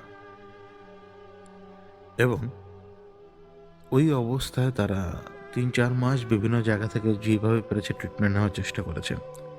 প্রদর্শনের সময় মাঝে মাঝে সে নিজে নিজে মারাত্মকভাবে হাইপার হয়ে যেত। আবার অন্য সময় দেখা যেত যে একেবারে সাইলেন্টলি সে পজেসড, কিন্তু সে চেহারা দিয়ে বোঝাচ্ছে, বডি ল্যাঙ্গুয়েজ দিয়ে বোঝাচ্ছে যে সে পজেসড। তার আচার আচরণ এরকম থাকতো। এক রাতে সে তার বাবাকে জবাই করে মেরে ফেলার চেষ্টা করেছিল। একেবারে মানে আগ মুহূর্তেই ভদ্রলোক জেগে গিয়েছিলেন। যে সময় ভদ্রলোক জেগে ওঠেন তখন তিনি শুধু তার ছেলের চেহারাটা দেখতে পাচ্ছিলেন। বিশ্রী একটা চেহারা, ছেলে তার নিজেরই। শুকিয়ে যাচ্ছে চেহারা, কেমন জানি চোখগুলো বড় বড় বেরিয়ে আসতে চায়। তো জবাই হওয়ার আগে সে যখন টের পেয়েছিল, বাম হাত দিয়ে ছেলেকে ধাক্কা দিয়ে ফেলে দেয়, ওই হালকা একটু টান লেগে যায় তার গলার আড়াআড়ি ভাবে। ওটা ছিল একটা বটি। তো তিনি নিজেও খুব সেফলি সেখান থেকে সরে আসেন। ছেলেকে তিনি নিজেই ধরাশায়ী করার চেষ্টা করেন, পারেননি। ছেলে তার উপরে উঠে তাকে চোখ করে মারার চেষ্টা করছিল, মানে গলা টিপে মারার চেষ্টা করছিল। ওই সময় ছেলে রীতিমতো মহিষ যেরকম ফসফস করে, জোরে জোরে নিঃশ্বাস নেয়, নাক নাক ফুলে যায় রীতিমতো, সে ওইভাবে নিঃশ্বাস নিচ্ছিল এবং ওইভাবে ফুসফুস করছিল। তারা আর এই পর্যায়ে নিতে পারছিলেন না, এবং ছেলেকে আবার দূরে রাখা তাদের পক্ষে সম্ভব না। তারা জানেন এই দেশের চিকিৎসা ব্যবস্থা সম্পর্কে, আবার চাইলে কোনো রিহ্যাব সেন্টারও দিতে পারবেন না। তারা তো জানেন ঘটনা কি, লুকিয়ে কয়দিন রাখবেন তারা। পরিবারের সাথে সেটা সলা পরামর্শ করেন তারা। পরিবারের সাথে সলা পরামর্শ করার পরে প্রথমে তাকে ভারতে নিয়ে যাওয়া হয়। বিশাল ঝামেলা করে তাকে ভারতে নিয়ে যাওয়া হয়। ওইখানে মানে আজমির শরীফই নাকি কোনো এক এলাকায়, আজমির শরীফেরই নিকট কোনো এক মহল্লা বা কোথাও তার ট্রিটমেন্ট চলে ৭-৮ দিন। ওই ট্রিটমেন্টের পরে সে কিছুটা শান্ত হয়, এবং ওই ট্রিটমেন্ট চলাকালীন সময় তারা জানতে পারে সমস্যা আসলে এদের না, সমস্যা অতীতের। এই যে কামালের যে দাদা, তার যে বাবা, তো সেই সময়কার সমস্যা। যে ছিল আটকায়, সে বন্দি ছিল, সে মুক্ত হয়ে গেছে। এখন ঘটনা হচ্ছে যে সে বন্দি হয়েছে, কিন্তু সে মুক্ত হয়ে যাওয়ার পরেও সে মুক্ত হয়ে এসে এখানে যে বদলা নিচ্ছে, বদলা নেওয়ার পিছনে সে কারণ কাউকে বলছে না, কিন্তু তার কোনো না কোনো পিছু টান রয়ে গেছে। যে পিছু টানটার কারণে কিন্তু সে এমন কাজ করছে। সে হয়তো কোনো কিছু চাচ্ছে যে জিনিসটা না করলে তার একটা না একটা সমস্যা রয়েছে, সেটা সমাধান হচ্ছে না, কিন্তু সে সেটা আবার কাউকে বলছেও না। ঘটনা কি, পরবর্তীতে এমন একজন ব্যক্তির কাছে, ওই ভারতেই এমন এক ব্যক্তির কাছে নিয়ে যাওয়া হয়, যে ব্যক্তির কাছে তার নাকি খেদমতে প্রায় 40 জনের বেশি জিন ছিল। সেই 40 জন জিন যখন একই ঘরে চলে আসেন, সে একই ঘরে চলে আসার পরে তারা নাকি এই কামালের ভেতরে যে এন্টিটি ছিল তাকে ঝাড়ি মেরে বলেছিল সামনে আয়, তাদের মতো করে। যখন সেই এন্টিটি সামনে আসে, সেই এন্টিটির সাথে তারা কথাবার্তা বলে তাদের মতো করে, এবং সেইখানে কথা বলার পরে সবচেয়ে বড় ভয়ঙ্কর বিষয়টা বেরিয়ে আসে, যা শোনার পরে অনেকের বিশ্বাস হবে না, কোনো মতেই না। অতীতের ঘটনা অত্যন্ত ভয়ঙ্কর, অত্যন্ত ভয়ঙ্কর। এইখান থেকে জানা যায় এই অতীতের ব্যাপারে কেউই জানবে না স্বাভাবিকভাবে। কামালের দাদার যে বাবা, অর্থাৎ কামালের বাবার যে দাদা হবেন, এই ব্যক্তি এই ব্যক্তির একটা নাম না দিলে এই ঘটনায় সবকিছু এলোমেলো হয়ে যেতে পারে। আমরা এই ব্যক্তির নাম দিলাম উমর। উমর সাহেব ওই সময় খুব নামি দামি একজন ব্যক্তি ছিলেন, মৌলানা ছিলেন এবং খুবই খুবই শিক্ষিত একজন ব্যক্তি ছিলেন। তার নিজস্ব একটা মানে মহল্লার মতো এলাকা ছিল। ওইখানে তার কিন্তু প্রবল প্রতাপ ছিল এবং দূর থেকে লোকজন এসে তার কাছ থেকে দোয়াও পড়ে নিয়ে যেত, মানে দোয়া নিয়ে যেত আর কি, মানে যেভাবে হয় না যে হুজুর একটু দোয়া করে দিন এরকম। তো উমর সাহেবের নিজস্ব খেদমতের লোক ছিল অনেক। যেমন তার নিজস্ব খেদমতের লোক ছিল, ঠিক তেমনি তার সাথে কিন্তু এক শাহী পরিবারের সম্পর্ক ছিল, এক শাহী পরিবারের জিনের, মানে জিনদের একটা শাহী পরিবার, সেই পরিবারের সাথে তার সম্পর্ক ছিল। এবং কথিত আছে উমর সাহেব যে এত ভালো স্মৃতিশক্তি পেয়েছেন, মানে তার স্মৃতিশক্তি ভালো ছিল, তার বলার ধরন ভালো ছিল, তার আকলাক সুন্দর ছিল, এই সমস্ত কিছুর পেছনে নাকি সেই শাহিজিন পরিবারের কোনো না কোনো কানেকশন রয়েছে। এবং কথিত আছে যে উমর সাহেবের সাথে নাকি সেই মানে সেই শাহিজিন পরিবারের কোনো এক মেয়ের সাথে নাকি বিয়ে হয়েছে। আমি জানি না, এটা কিন্তু শোনা কথা। মানে তিনি ওই শাহিজিন পরিবারেরও দামাত ছিলেন, মানে জামাই ছিলেন। তো ওই শাহিজিন পরিবার যেটা, উমা সাহেবের আত্মীয় যিনি যারা, এই শাহিজিন পরিবারের সাথে আবার এক গোষ্ঠীর অত্যন্ত ভয়ঙ্কর দুশ্মনী ছিল। ওই দুশ্মনীটা অত্যন্ত প্রবল ছিল, প্রবল দুশ্মনী। এই দুশ্মনী তো হতে কি বিভিন্ন পরিবারের উপরে হামলা চলতো, মানে কখনো শাহী পরিবার হামলা করতো মানে বদলা নিতে, আবার সেই গোষ্ঠীটা শাহী পরিবারের উপরে হামলা করতো। এখন শাহী পরিবারের সাথে একটা সম্পর্কে জড়িয়ে যাওয়ার পরে উমর সাহেবের দিকেও ওই গোষ্ঠীটার নজর আসে, সেই শয়তান গোষ্ঠীর। সেই শয়তান গোষ্ঠী এই কারণে যে তারা বদ, তারা হামলা করে, তারা হিংসুক, এই জন্য তারা শয়তান গোষ্ঠী। তার মানে এই নয় যে তারা ইবলিশের গোষ্ঠী বা ইবলিশের লোক। তো সেই গোষ্ঠীটা, সেই সন্ত্রাসী গোষ্ঠী, সেই জিনদের মধ্যে যারা আর কি, তারা যখন জানতে পারলো যে এখানে একজন মানুষের সাথে তাদের মেয়ের বিবাহ দেওয়া হয়েছে, তখন একজন মানুষের ক্ষতি করা সবচেয়ে সহজ হয়ে গেল তাদের জন্য। উমর সাহেবের কিন্তু স্ত্রী ছিলেন, মানুষ স্ত্রী ছিলেন দুজন। তার বাইরেও মানে কথিত আর কি যে সেই শাহী জিন পরিবার থেকে এক মেয়ে জিনের সাথে তার বিয়ে হয়েছে। তো এই যে ইনসানি ঘর যে তার, ওই ইনসানি ঘরে তার দুই ঘরের সন্তান রয়েছে প্রায় ৬-৭ জনের মতো। তার ভেতর থেকে কিন্তু যে কামালের দাদাও রয়েছেন একজন, তখন তো তিনি ছোট। তিনি তৃতীয় বিয়ে করেন হঠাৎ করে। উমর সাহেব তখন তৃতীয় বিয়ে করেন এবং যে মেয়েকে বিয়ে করেন সেই মেয়ে কোনো এক সমস্যা ছিল, সে পঙ্গুর মতো একজন, মানে সে চলাফেরা করতে পারতো না। তো তার ওই মুহূর্তে ৩ জন মানুষ স্ত্রী এবং একজন মেয়ে জিন ছিল স্ত্রী হিসাবে। সমস্যা শুরু হয় তখন। এই যে প্রতিবন্ধী যিনি ছিলেন স্ত্রী উমা সাহেবের, তিনি সন্তান সম্ভবা হন এবং সন্তান সম্ভবা হওয়ার পরে ঠিক তখন ৫ মাস বা ৬ মাস চলছে। ওই অবস্থায় একদিন রাতের বেলা ওই স্ত্রী নাকি দেখেছিলেন যে ওই ঘরের ভেতরে ৩ জন লম্বা কাঁধের লোক, মানে তার চওড়া লম্বা কাঁধ, কিন্তু মাথা কেমন জানি ছোট। ৩ জন লোক এসে বিড় বিড় করে কি জানি কথাবার্তা বলছে এবং ওই বিড় বিড় করে যে কথাগুলো তারা বলছিল, সেই কথাগুলো নাকি এমন ছিল যে ওই মহিলার পেট থেকে তারা এখনই ওই বাচ্চাকে টেনে বের করে এনে কেটে কুচি কুচি করে রেখে এখান থেকে চলে যাবে, ওই মহিলা টের পাওয়ার আগে। কিন্তু ওই মহিলা যে টের পেয়ে গেছে সেটা আবার আরেকজন জিন বাকি দুজনকে বলে দেয়।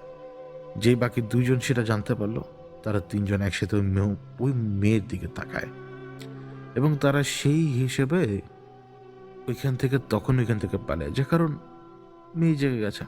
ততক্ষণে সে আবার চিৎকার দিয়ে দিয়েছে ভয় পাওয়ার কারণে, কারণ যে অল্প একটু আলো ছিল ঘরের ভিতরে, ঘরটাকে একটুখানি আলোকিত করে রাখার জন্য, মানে অত বেশি নয়, ওই আলোতে সে যখন এরকম 3টা অদ্ভুত ছায়ামূর্তি দেখলো, সে এই জন্যই চিৎকার দিয়ে উঠেছিল।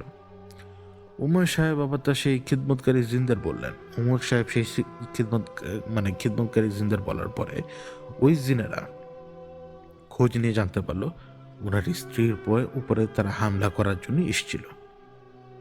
এখন স্বাভাবিকভাবে স্ত্রীর পাহারা বাড়িয়ে দেওয়া হয়েছে। তো সেই স্ত্রীর সন্তান পয়দা হলো, সন্তান সম্ভব ছিলেন, সেখান থেকে সন্তান দুনিয়াতে এলো এবং 1 মাস সব ঠিকঠাক, আলহামদুলিল্লাহ। উমা সাহেব 3 দিনের জন্য ছিলেন বাইরে। 3 দিনের জন্য তিনি ছিলেন বাইরে এবং এই 3 দিনের জন্য যে তিনি বাইরে ছিলেন তখন তার সাথে কিন্তু কেউ ছিল না। তার এই 3 স্ত্রী 3 জায়গায় ছিল, যে এলাকায় তিনি থাকতেন। এখন যে তৃতীয় স্ত্রী, যার মাত্রই সন্তান জন্ম নিয়েছে, 1 মাস হয়েছে, কোনো এক অজ্ঞাত কারণে কেউ 3 দিন তার কোনো খোঁজ নেয়নি। মানে 3 দিন কেউ কোনো খোঁজ নেয়নি, কোনো মানুষই খোঁজ নেয়নি। স্বাভাবিকভাবে চতুর্থ দিনের দিন উমা সাহেব তার খিদমতগারী জিনদেরকে ডেকে তার স্ত্রীরা এবং পরিবারের সদস্যরা কেমন আছে সেটা জানতে চাইলেন। কিছুক্ষণ পরে ওই খিদমতকারী জিনদের ভিতর থেকে একজন এক দুঃসংবাদ নিয়ে আসে এবং দুঃসংবাদটা ছিল এরকম: আপনাকে জলদি ফিরে যেতে হবে, জলদি ফিরে যেতে হবে, অনেক বড় দুর্ঘটনা ঘটে গেছে। কি দুর্ঘটনা? সেই দ্বিতীয় স্ত্রী যিনি সন্তান সম্ভব ছিলেন, সেই সন্তান মারা গেছে। কতল করা হয়েছে সেই সন্তানকে। কারা করেছে? সেই বিদ্রোহী গোষ্ঠীর জিনেরা। ওইভাবে ওই সময়টায় আসলে অত বেশি আবেগপ্রবণ ছিলেন না উমা সাহেব। তিনি ফেরত আসেন ঠিকই, তিনি তার কাজ শেষ করে সবকিছু শেষ করে ফেরত আসেন, কিন্তু কেমন যেন নিয়তিত অনেক সময় অনেক ঘটনা ঘটে না, কেমন যেন বা কোনো কারণে কেউ আসেনি বাকি আরো কয়েকদিন এই বাড়িতে, যে বাড়িতে এই তৃতীয় স্ত্রী থাকতেন। এবং অদ্ভুত অদ্ভুত একটা ব্যাপার, ওই খিদমতগার জিনেরাও পরবর্তীতে যে উমা সাহেবকে কোনো খোঁজ খবর দেয়নি, কারণ ওই খিদমতগার জিনদেরকে বলতে হতো তারা কি চায়, মানে উমা সাহেব কি চায়, তারা নিচে থেকে এসে কোনো কথা ওনাকে বলতো না। উমা সাহেব ফিরে এলেন 2 রাত 2 দিন 2 স্ত্রীর সাথে কাটিয়ে তৃতীয় দিনের দিন যখন ফিরে এলেন এই বাড়িতে, তার এই বাড়ির ভেতরে ঢোকার পরে তিনি বুঝতে পারলেন কত ভয়ঙ্কর ঘটনা এখানে ঘটেছে। দেখুন, তিনি মানে এতটা বেখেয়ালি ছিলেন ওই সময়, সম্পূর্ণ নিজের দোষ এটা তার, যে তিনি বাড়িতে কাউকে খোঁজ পর্যন্ত পাঠাননি। এটা চাইলে একটা চিঠি লিখে দিতে পারতেন না, অবশ্য সেটা আসতে দেরি হয়ে যেত, অথবা তিনি খিদমতগার লোকদের বলতে পারতেন, খিদমতগার জিনদের বলতে পারতেন, অথবা তার সাথে যারা সফরে রয়েছে তাদের মধ্যে থেকে কাউকে পাঠাতে পারতেন। তিনি যখন তার স্ত্রীর সন্তানের কতল করার কথা জানতে পারলেন, তখন তিনি কোনো এক অদ্ভুত কারণে কাউকেই কিছু বলেননি। মানে তিনি শুনেছেন এবং তিনি ভুলে গেছেন। ব্যাপারটা কি এরকম? এটা তো হয় না। তিনি যখন এখন বাড়িতে পা দিলেন, তখন তিনি বুঝতে পারলেন যে ভয়ঙ্কর ঘটনা তো ঘটে গেছে, যেটা তিনি আগে সমাধান করেননি। গন্ধ বেরোচ্ছে, গন্ধ। এখন এটা তো হুজুরের এলাকা বা হুজুরের বাড়ি, এখানে তো অন্য কেউ আসবে না, এবং এই মেয়েটা কিন্তু প্রতিবন্ধী। এই তৃতীয় বিয়ে করার পরও কিন্তু একটু সমস্যা তাকে ফেস করতে হয়েছিল। কিন্তু যখন তিনি নিজে প্রবেশ করেন ভেতরে, রক্তগুলো শুকিয়ে তো অনেক আগেই ফ্লোরে মানে মিশে আছে। এদিক ওদিক ছোট ছোট ছোট ছোট কি জানি দেখা যায়, হাড়ের মতো। অর্থাৎ এই শরীর থেকে মাংসগুলো তুলে চিবিয়ে খাওয়া হয়েছে, যেমনটা একটা চিকেন, একটা মুরগিকে আমরা যেভাবে খাওয়ার পরে হাড় আমরা ফেলে দিই, মানে কোনো কিছু অবশিষ্ট রয়েছে বলে মনে হয় না। বুকের হাড়ের কিছু অংশ তিনি দেখতে পান, একটা চ্যাপটা হাতের তালু সমপরিমাণ একটা কিছু দেখতে পান হাড়ের মতো। তারপর তার সামনে ছিল খুলি। খুলিটা তখনও মানে ভেতরের দিক থেকে অনেক কিছু ভেতরে লেগেই ছিল, পোকামাকড়ও ছিল সে খুলিতে। বাইরের দিক একদম সাফ, ভেতরে রয়েছে, অর্থাৎ চামড়াটা পর্যন্ত রাখা হয়নি।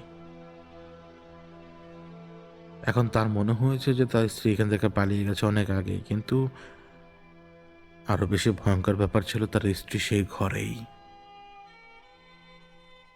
তার স্ত্রী সেইখানেই বসা, অন্য ঘরে। ওই পুরো ঘরের ফ্লোরটাই একেবারে বদলে গেছে, যেন এইখানেই খুন হয়েছিল বাচ্চাটা। পুরো ঘরের মেঝেতে শুকিয়ে যাওয়া রক্ত, আর কিচ্ছু না, আর দুর্গন্ধ, কারণ এই রক্ত থেকেই গন্ধ বের হচ্ছে এখন। তারও স্ত্রী এমন ভাবে পড়ে রয়েছে, মানে সে তার দম আছে, সবই আছে, কিন্তু সে মারাত্মকভাবে পজেসড। তার স্ত্রীর মুখ থেকে সেই মানুষের পচা লাশের দুর্গন্ধ বেরোচ্ছে। উমা সাহেব বুঝতে পারলেন যে তিনি আসলে অহংকারে হোক বা যেই কারণেই হোক, তিনি একেবারে অন্ধ ছিলেন। তিনি যে কি দুর্ঘটনা ঘটিয়ে ফেলেছেন কাউকে কিছু না বলে, তিনি বুঝে উঠতে পারলেন না কি করবেন। ওই অবস্থা অনেক সময় মানুষের মাথা কাজ করে না, কিন্তু তার মাথা কাজ করলো। তিনি কি করেছেন জানেন? তিনি ভেতরে ঢুকলেন, আবারও বাইরে বেরিয়ে ভেতরে ঢুকলেন।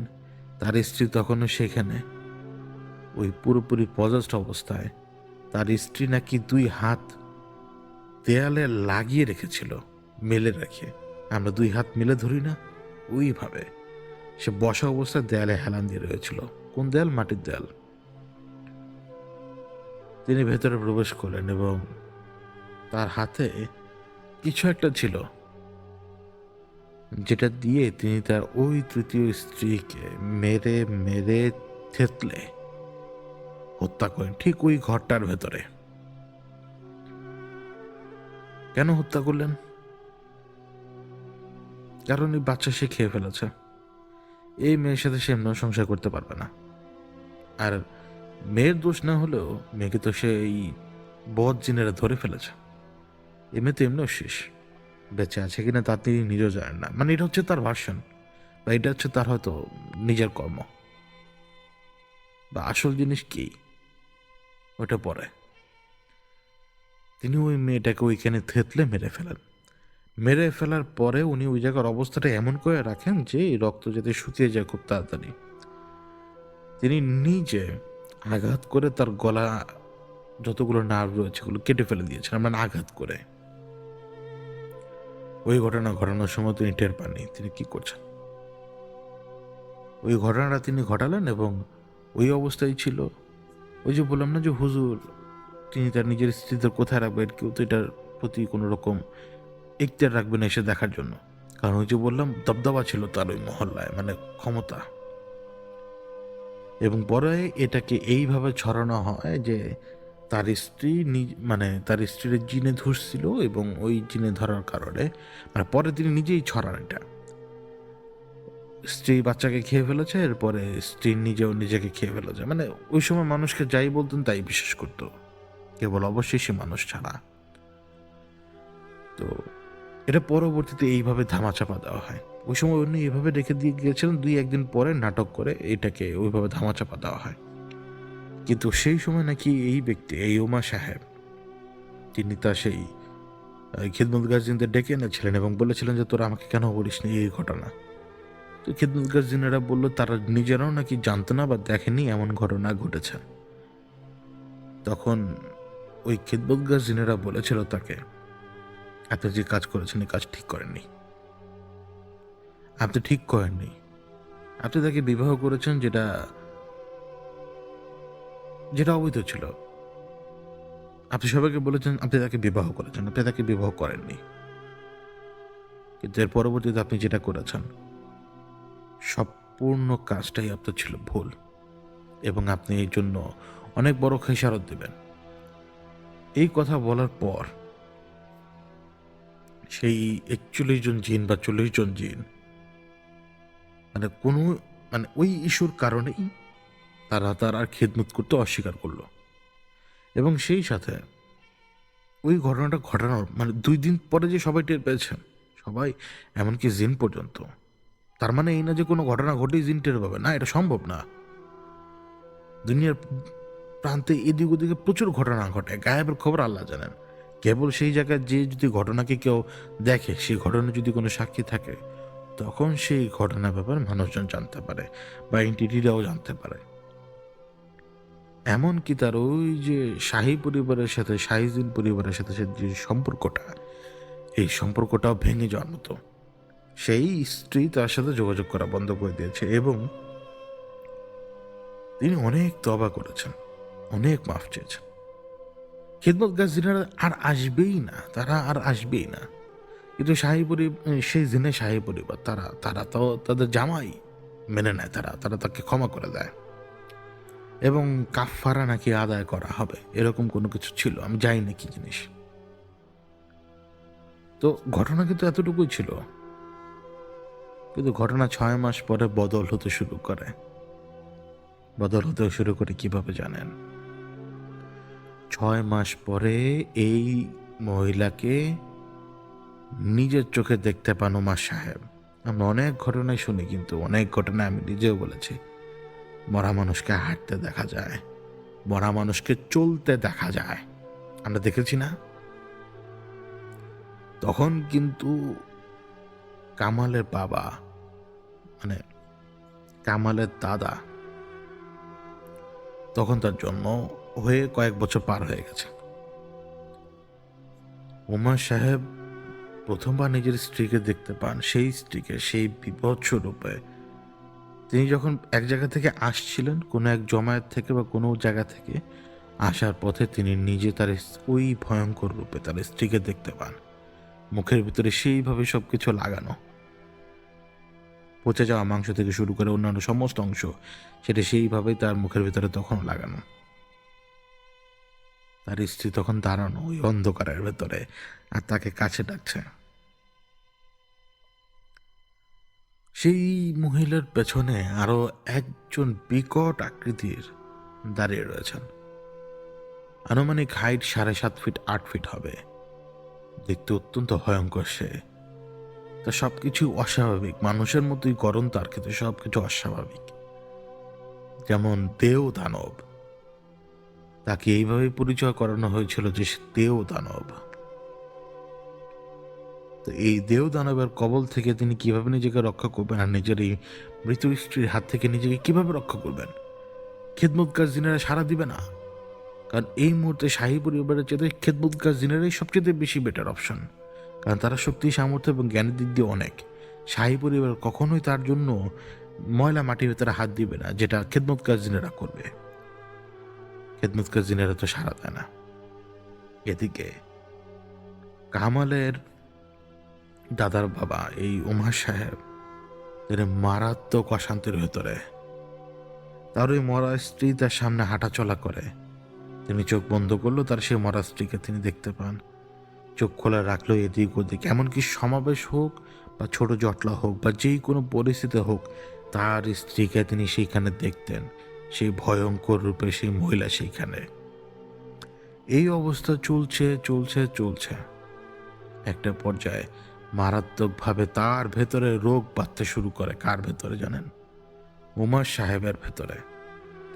এই মারাত্মক রোগ এমন এক অবস্থা তৈরি করেছে তার, যে অবস্থায় তার শরীরে বিভিন্ন জায়গায় গুটি গুটি এক ধরনের ঘা উঠতে শুরু করলো, যে গুটি গুটি ঘাওটা কালো পাথরের মতো হতো, মানে কালো তিল হয় না মানুষের গায়ে, বড় কালো তিলের মতো। একটা তাসবির দানা যদি অর্ধেক কেটে ফেলেন, সেটা যতখানি আয়তন হবে, ঠিক এরকম। এবং মারাত্মক চুলকানি। এই মারাত্মক চুলকানি এবং এই মারাত্মক অবস্থার কারণে তিনি আর ঘর থেকে বেরোতে পারছেন না। বাইরের মানুষজন সব জানে তিনি অসুস্থ, সব জানে তিনি অসুস্থ। কিন্তু এদিকে ওই তার স্ত্রী, মরা স্ত্রী, বারবার তার সামনে আসতো এবং সে জিন যে তার স্ত্রীকে চালনা করছে, সেও দেখা দিত।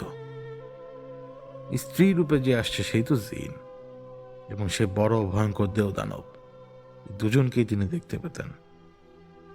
প্রতি রাতেই নাকি এরা খুব কাছে আসতো আর ওনার শরীরে আঘাত করত, কখনো গুঁতো দিত, কখনো কামড় দিত, এবং জীবন্ত অবস্থায় ওনার শরীর থেকে কামড় দিয়ে মাংস এবং স্কিন তুলে ফেলে ওনার চোখের সামনে নাকি ওরা কামড়াতো, চেবাতো, এবং ঠিক যেখানে কামড় দিত, পরের দিন ওইখানে কিন্তু ওই তিল উঠে যেত।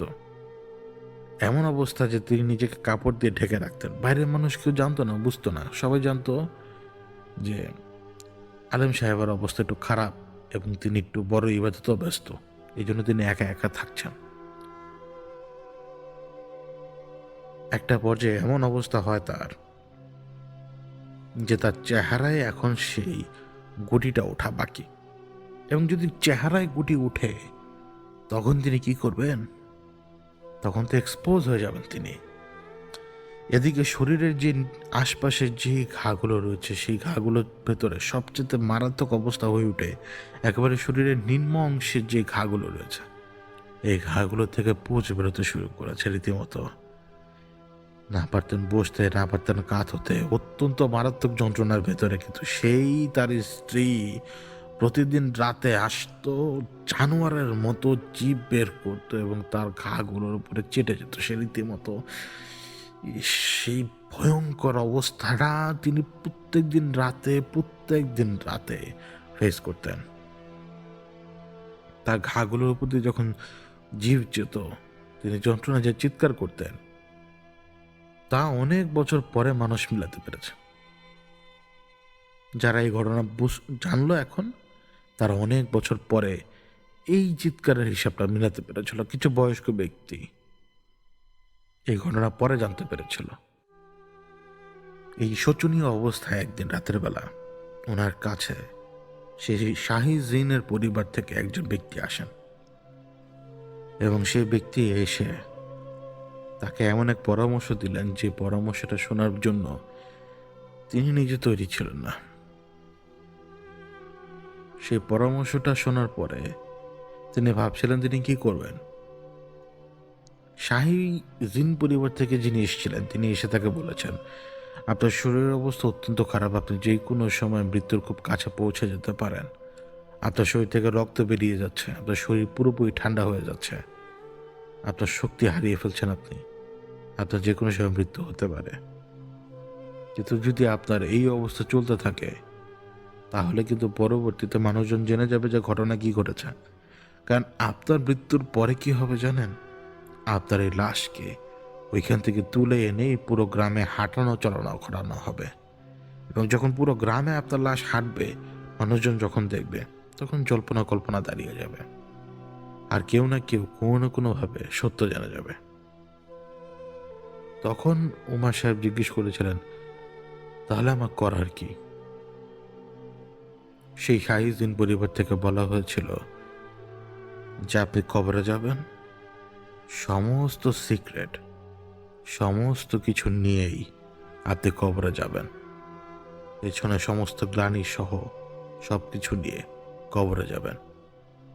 আপনি যখন কবরে যাবেন আপনার সাথে সব কিছু চলে যাবে, এই জন্য কেউ জানবে অনেক কি ঘটনা ঘটেছে। এই ঘটনাটা শোনার পরে তার ভেতরে কোনো আফসোস পয়দা হয়নি, কারণ ততদিনে ভাই মৃত্যু কামনা কে করে না, যে কেউ করে। তো তিনি বললেন যে তিনি এখন কি করবেন। তখন সেই শাহী পরিবারের জিনদের ভেতর থেকে একজন বলল, আপনার সেই খেদমতগারদের ডাকুন। তো ওমর সাহেব বললেন যে ডাকলে সাড়া দিবে না। তারা বললেন যে এখন ডাক দিন, সর্বশেষবার সাড়া দিবে। তো সেই কথা মোতাবেক তিনি সর্বশেষবার সেই খেদমতকার জিনদের ডাক দিলেন। খেদমতকার জিনরা সাড়া দিল অবিশ্বাস্যভাবে এবং সেই খেদমতকার জিনদের ভিতরে যিনি সবচেয়ে বয়স্ক ছিলেন তার সাথে কথা বলেছিলেন ওমর সাহেব। এই কথাগুলো কিন্তু জিনেরাই জানে, যা এই জিন এখন বলে দিচ্ছে সবাইকে। তো প্ল্যান হচ্ছে এটা, তার স্ত্রীকে তো পরে দাফন দেওয়া হয়েছিল, তার পচা শরীর তো দাফন দেওয়া হয়েছিল। যেখানে তার স্ত্রীর শরীর দাফন দেওয়া হয়েছে ঠিক সেইখান থেকে তার স্ত্রীর ওই কবরের যতটুকু অংশ রয়েছে এখন ভেতরে, যদি লাশের কিছু অংশ থেকে থাকে সেই অংশ সহ ওই জায়গার লাশটা তুলে ফেলতে হবে মাটি সহ, এবং মাটি সহ তুলে আরেক জায়গায় নিয়ে সেই মাটি সহ সেখানে রাখতে হবে। অর্থাৎ আগে থেকে একটা কবর করে রাখতে হবে। সে কবর স্বাভাবিকের চাইতে বেশি গভীরতায় থাকবে। ওই কবরে তার যে স্ত্রী মারা গিয়েছে তার ওই পুরাতন কবর খুঁড়ে লাশের যতটুকু অংশ রয়েছে, দেহাবশেষ থেকে শুরু করে সব কিছু, সেই দেহাবশেষ নিয়ে এনে এইখানে এই মাটির আগে গভীরে রেখে দিতে হবে, দাফন দিতে হবে একবার। সেই দাফনটা সেখানে যখন দেওয়া হবে তখন সেটার সাথে সেই জিন, সে নিজেও সেই লাশের সাথে এখন আটকে রয়েছে। ওই লাশ দাফন দিলে সেও সেখানে দাফন হয়ে যাবে, মানে জীবিত দাফন। সেখানে তাকে জীবিত অবস্থায় বন্দি থাকতে হবে, কারণ লাশ থেকে তাকে ছুটানো হবে না। লাশের সাথে সে নিজেকে বেঁধে ফেলেছে, এখান থেকে তাকে ছুটানো হবে না। পরবর্তীতে যখন তার নিজের মৃত্যু হবে, এই খেদমতকার জিনেরাই মানুষকে ম্যানিপুলেট করবে যে তাকে যাতে এইখানে সুন্দরভাবে গোসল করিয়ে এইখানে যাতে দাফন দেওয়া হয়। মানুষকে তারা যেমন ম্যানিপুলেট করবে, ঠিক তেমনি তিনি নিজে ওসিয়ত রেখে যাবেন যে তার যদি কিছু হয় তাকে ওইখানে যাতে দাফন করা হয়। তো যেদিন তার মৃত্যু হয় তাকে ওইখানেই দাফন করা হয় যেখানে তার স্ত্রীর আগের থেকেই দাফন দেওয়া। এমনভাবে সব কিছু করা ছিল যে কেউ বুঝতেই পারেনি। প্রশ্ন আসতে পারে যে মাটি খুঁড়ে সেখান থেকে মাটি আবারও খুঁড়তে গেলে তো মানুষ বুঝবেই, আগে খোঁড়া মাটি চাপা দেওয়ার পরে আরেকজন মানুষ বুঝবেই। এখন সেটা সেই জিনেরাই কেবল বলতে পারবে, কারণ এই তথ্য আমাদের কাছে কেবল জিনদের জবানিবন্দি থেকে শোনা, অন্য কারো কোনো মানুষের কাছ থেকে শোনা নয়। তখন তাকে সেইখানে কবর দেওয়া হয়। নসিহত অনুযায়ী তাকেও যখন কবর দেওয়া হলো, তার সাথে সাথে কবরে কে শুয়ে রইল? তার স্ত্রীও, ঠিক তার পিঠের নিচের দিক দিয়েই। এবং তার সেই স্ত্রীর সাথে লাশের সাথে বেঁধে থাকা সেই এন্টিটি, যে এখন কামালের উপরে।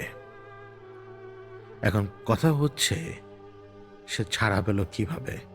এতগুলো বছর সে বন্দি, সে ছাড়াটা পেল কিভাবে? তো যখন এটা বলা হলো, ঠিক তখন সেই জিন এটা বলল, আমি মুক্ত হয়ে গেছি। কিভাবে মুক্ত হয়েছি তোরা যা খুঁজে দেখ।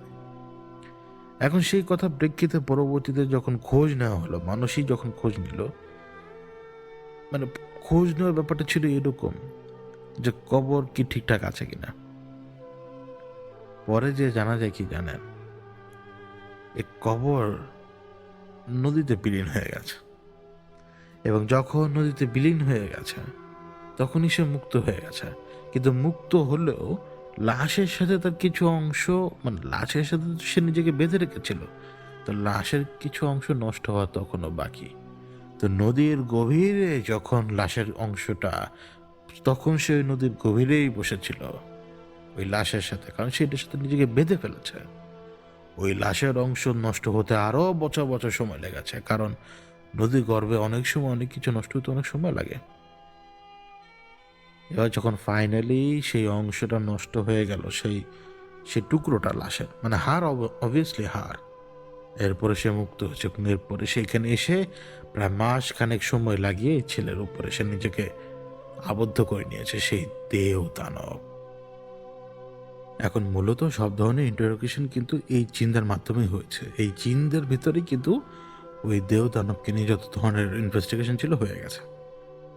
ওই জিনদের পরামর্শে ওই ছেলেটার কিছু ট্রিটমেন্ট করা হয়, এই ট্রিটমেন্টের বদলে ছেলেটা সুস্থ হয়। কিন্তু জিনেরা একটা কঠিন কথা বলেছিল। সেই কথাটা ছিল, এদের রক্তের সাথে সেই অতীতের রক্তের সম্পূর্ণ মিল রয়েছে, যেটাকে বংশীয় ধারা বলা হয়। এই বংশীয় ধারায় এই ডিএনএর সাথে যে শত্রুতা তৈরি হয়ে গেছে, এক দেহ দানব গেলে পরে আরেক দেহ দানব আসবে, এরপরে হয়তো আরেক দেহ দানব, বা এরপরে হয়তো আরেক দেহ দানব। আপনারা বেশি দিন টিকে থাকতে পারবেন না। এটা বংশীয় শত্রুতা যেটা শুরু হয়েছে, কারণ সেখান থেকে মুক্ত হয়ে গিয়ে সে সেই দেহ দানবদেরকে নিয়ে আসবে এখানে। এখন চলে গেল, আরেকজন চলে আসবেই, সেটা আজ হোক, কাল হোক, পরশু হোক, কিন্তু বারবার তো এখানে আসা যায় না। তাই তাদেরকে এইটুকু বলে দেওয়া হয়েছিল যে তারা যাতে যেই কোনো মূল্যেই পুরো ব্যাপারগুলোকে যাতে ফেস করে। এখন ওইখান থেকে কিন্তু সুস্থ অবস্থায় সে ফিরে এসছে, মাঝখানে গেল, কোনো সমস্যা হয়নি।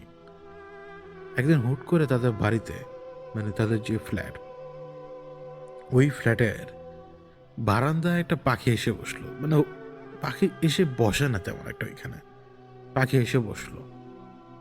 তো ওই পাখির ডাক কখনো তারা শুনতেই পায়নি। পাখিটা কিন্তু বাজি পাখি, বাজি বা বাজিঘর অনেকে বলে, এই জাতীয় পাখি।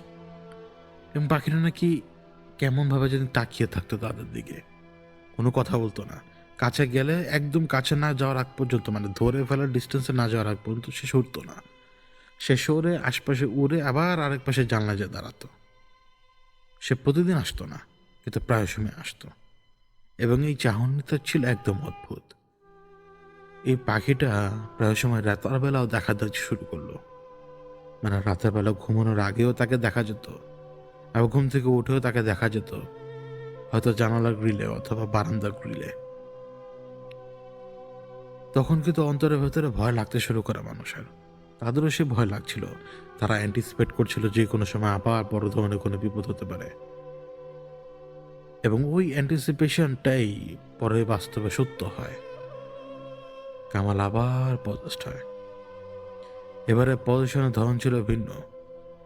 এই ছেলে হুঁশে থাকা অবস্থা তার মাকে যেটা বলেছিল সেই ব্যাপারটা হচ্ছে, সে বাইরে থেকে ফিরছিল। বাইরে থেকে সে যখন ফিরছিল, স্কুল ভ্যান রয়েছে না আমাদের দেশে, যেটা পায়ে চালিয়ে নেওয়া হতো আগে, এরকম আগের স্কুল ভ্যান, এখনকার গুলো নয়। এই আগের স্কুল ভ্যানে দুটো বাচ্চা যাচ্ছে, এবং ওই দুটা বাচ্চা যখন যাচ্ছে, ওই যে ব্যক্তি ওই ভ্যানটা চালিয়ে যাচ্ছেন, ওই লোকটা কামালকে পার করে গেল মাত্র। পার করে গেল, ওই ভ্যানের ভেতর থেকে দুটা বাচ্চা ডাক দিল কামালকে, ভাইয়া ভাইয়া বলে। এখন কামাল স্বাভাবিকভাবে রেসপন্স দিল, বুঝতে পারলো না। তো ভ্যানটা থেমেছে। কামাল কিন্তু আর অত কিছু খেয়াল করেনি। সেও ওই যেহেতু বারবার ডাকছে ভেতর থেকে বাচ্চারা ভাইয়া ভাইয়া বলে, তো সে ওদিকে এগিয়ে গেল।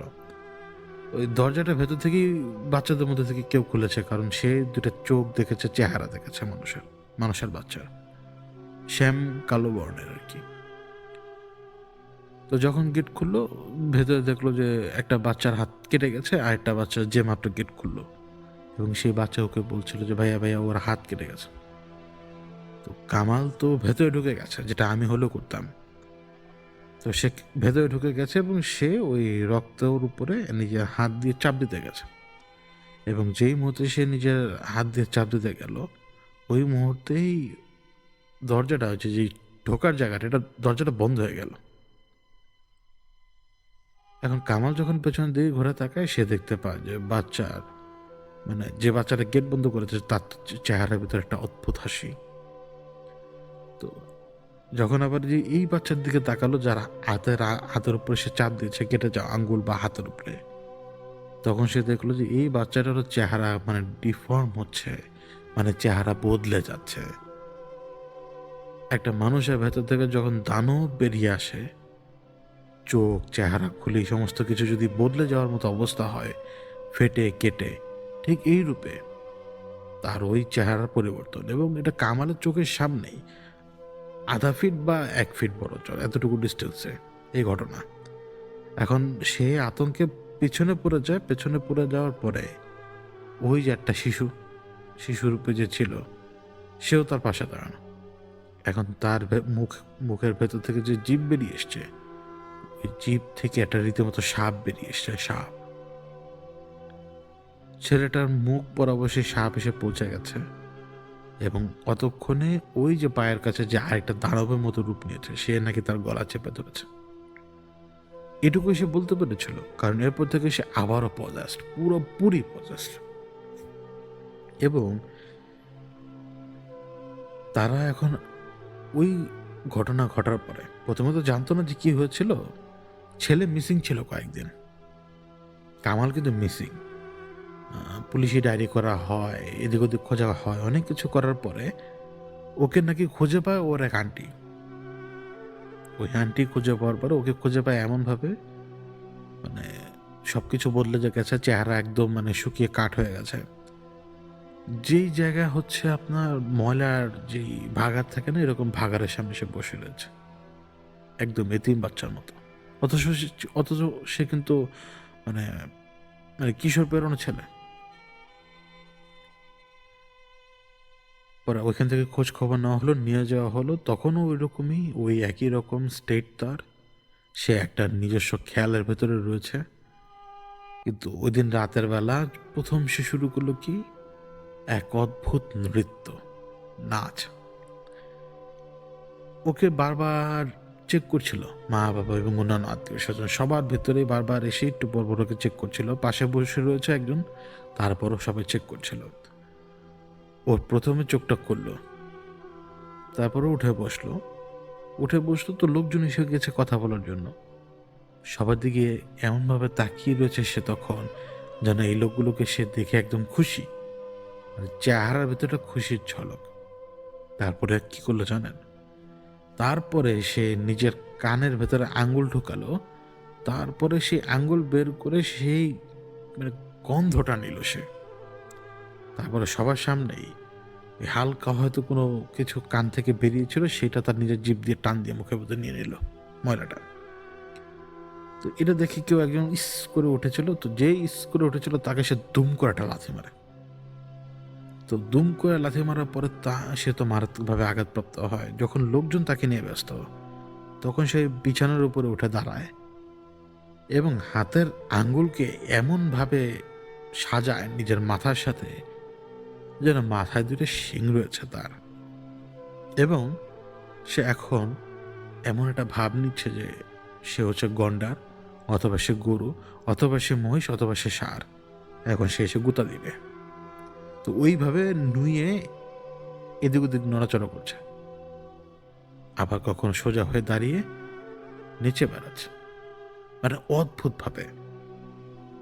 ওই অবস্থায় যখন কয়েকজন ছেলে এসে চাপটে ধরে ওকে শুয়ে দিল, তো অনেকক্ষণ মোড়ামুড়ি করলো, এবং এই পরিমাণ মোড়ামুড়ি করতে গেলে এরকম রুগ্নভগ্ন ছেলেদের অবস্থা খারাপ হয়ে যায়। ওর অবস্থা আরো খারাপ হয়ে গেল। এখন হাসপাতালে নিয়ে গেল একবার, সেখানে ওরকম পাগলামি। হাসপাতাল থেকে বলা হলো যে মানসিক হাসপাতালে তারা রেফার করে দিতে পারে যদি তারা চায়, কিন্তু পরিবার বাড়িতে নিয়ে এলো, কারণ ঘটনা তো আর মানসিক না। এখন তারা আশপাশে খোঁজ লাগাতে শুরু করলো যে ভালো লোক কোথায়। এমনকি সেই বাইরেই তারা খোঁজ নিতে শুরু করে দিয়েছে। তখন তারা পাসপোর্ট, ভিসা কোনো কিছু ঠিকভাবে রেডি করতে পারছে না। একটা না একটা সমস্যা দেখা দিচ্ছেই। এবং ছেলে নাকি বারবার বলতো যে তোরা আমাকে কোথাও আর নিতে পারবি না, সেই আগের জায়গায় তো নিতেই পারবি না। আর আমি কি সেই ব্যক্তি নাকি, মানে আমি কি সেই জিন নাকি? আমি ওর চেয়ে তো বড় ভয়ঙ্কর, ওর চেয়ে তো অনেক বড় ভয়ঙ্কর। তো মা একসময় ফেড আপ হয়ে একদিন বলে বসেছিল যে তোরা কি চাস। তখন মাকে সে যে উত্তর দিয়েছিল, ওই উত্তরটা না ওর মা ভুলতে পারেনি। ভদ্রমহিলা আমাকে যেভাবে বলেছিল কথাটা, তা হচ্ছে যখন আমি জিজ্ঞেস করেছিলাম আমার ছেলেকে যে তোরা কি চাস, আমার ছেলে আস্তে আস্তে ফিসফিস করে বলে যে পেট ফুটা করে যত নাড়ি ভুড়ি আছে সব টান দিয়ে আগে বের করে ফেলবে, ওগুলো নিজের গলায় সুন্দর করে সে সাজাবে, তারপরে লিভারটা কেটে টুকরো টুকরো করে নিজের খাস মতো খেয়ে ফেলবে, বাকিটুকু সে জমা রেখে দেবে। আর বাকি শরীর বেঁচে থাকলো না মরে থাকলো তাতে তার কোনো কিছু যায় আসে না।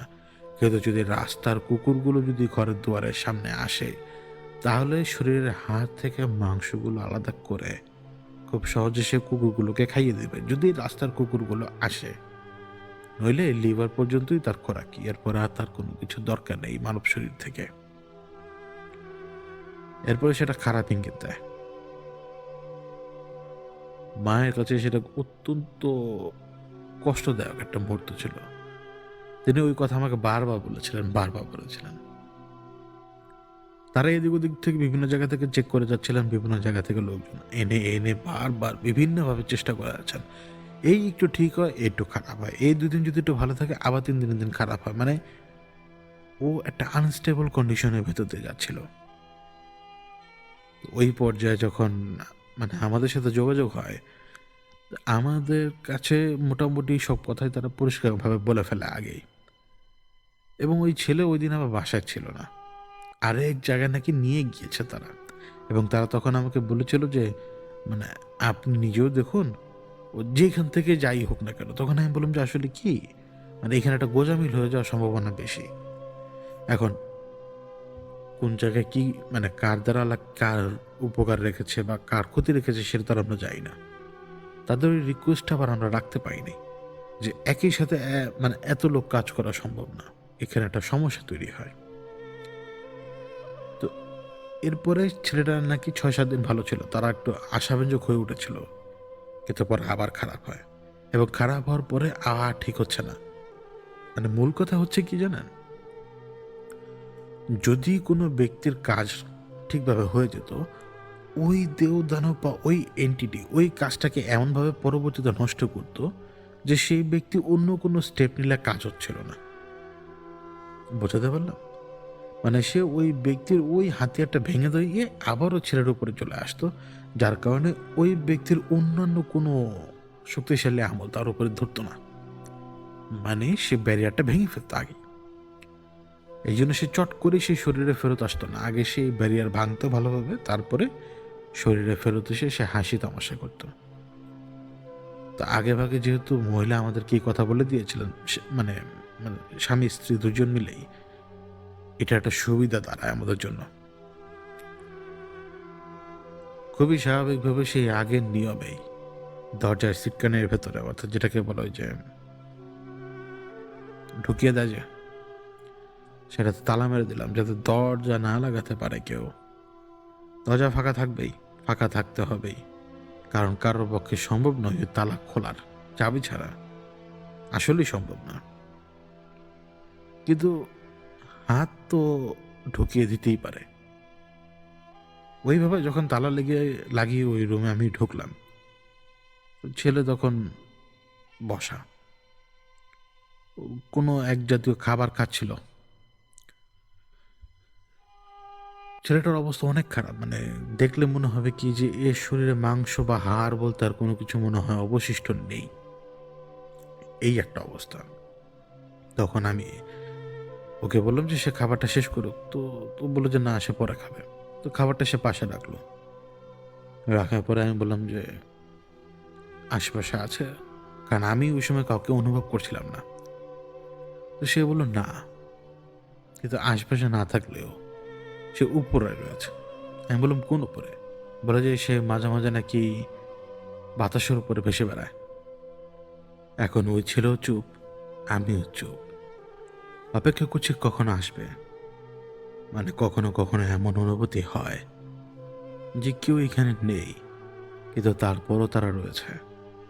কারণ তারা চাইলে সেই অনুভূতি আপনাকে নাও দিতে পারে। কিন্তু যদি আপনি ক্যাপেবল হন, আপনি তাকে দেখবেন, আপনি তাকে অনুভব করবেন।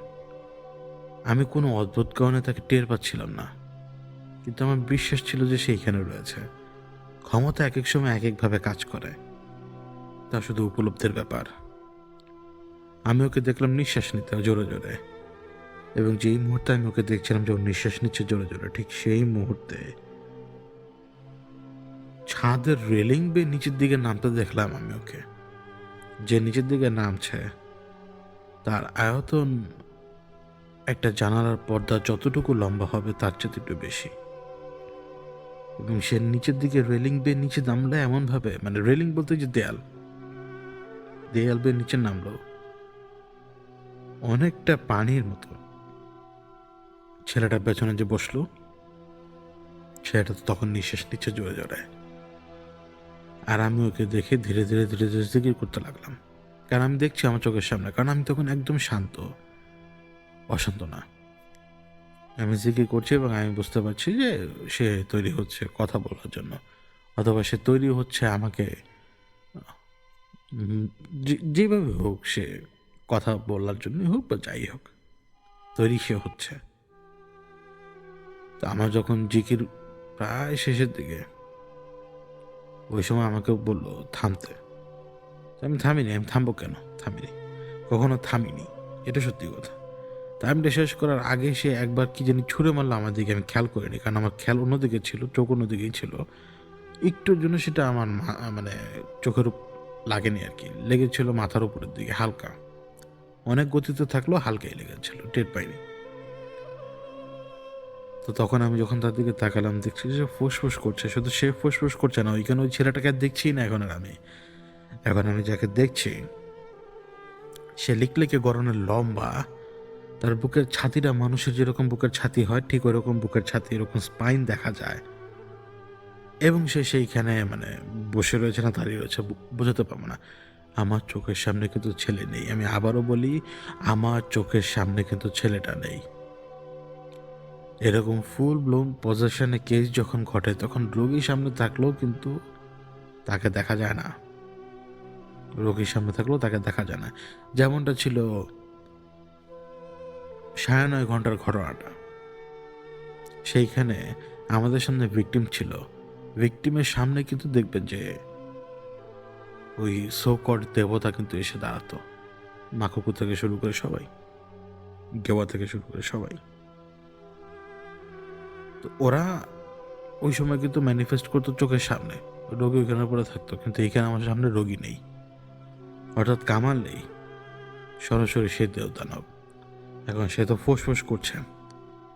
এই দেবদানবরা যখন ফোঁস করে তখন মানে এই ফোঁসটা আপনি না শুনলে বুঝতে পারবেন এটা কেমন যেন একটা শিহরণ দেয় শরীরে।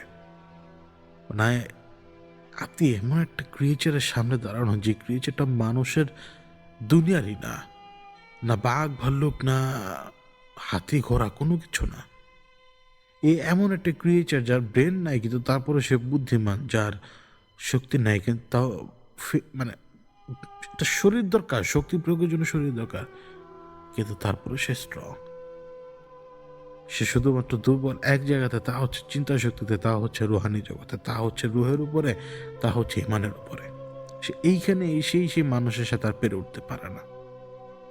যার ইমান বেশি, যার রুহের শক্তি বেশি, যা ভেতর থেকে দৃঢ়, যার লড়াই করার মতো স্পিরিট আছে, সে একে চ্যালেঞ্জ জানাতে পারে। যখন ফুসফুস করছে সেই সময় আমি বাম হাত দিয়ে ইশারা দিলাম, বুঝালাম থাম। এটা তার জন্য অফেন্ডিং ছিল আর কি। আমি জিজ্ঞেস করলাম নাম কি, ও আমাকে উত্তর দেয় না। ওই সময়টায় আমি দেখতে পাচ্ছিলাম যে ওর যে হাত, সে হাত একটা গাছের শেকড়ের রূপ নিচ্ছে। দুই দিকে ছড়িয়ে গেল সেই শেকড়, এবং পুরো ফ্লোরটায় ওই শিকড় মানে সরীসৃপের মতো ছড়িয়ে পড়তে লাগলো পুরো ঘরে। কিন্তু আমি যেখানে বসা সেইখানে না, আশপাশে। আমি জিজ্ঞেস করলাম তোর নাম কি, ও তো দেয় না। ঠিক ওই সময় আমার কেন জানি মনে হলো এর সাথে রাহুকালে কোনো না কোনো যোগসূত্র থাকতে পারে। আমার মনে শুধুমাত্র এলো, আমি আবারও বলি, আমার মনে শুধুমাত্র এলো এই ভাবনাটা যে সাথে রাহুকালে কোনো যোগসূত্র থাকতে পারে। কারণ ওই সময় কিন্তু আমরা এরকম লোক খুঁজে বেড়াচ্ছি আমাদের নিজেদের পারপাস সার্ভ করার জন্য, যারা ফ্রন্টলাইনে গিয়ে মরে গেলেও কোনো কিছু যায় আসে না আমাদের, মানে আমাদের হয়ে কাজ করার এমন কাউকে খুঁজছিলাম। তো যখন আমার এরকম মনে হলো, ও ইমিডিয়েটলি হয়তো আমার এই থট প্রসেসটা বুঝতে পারা মাত্রই সে আমাকে সাথে সাথে বললো যে তো তোর চিন্তা ভাবনা কি, আমিও বুঝে গেলাম। তুই আমাকে তো বন্দি করতে পারবি না, তুই আমাকে বন্দিও করতে পারবি না, আর আমাকে এখান থেকে সরাতে পারবি না।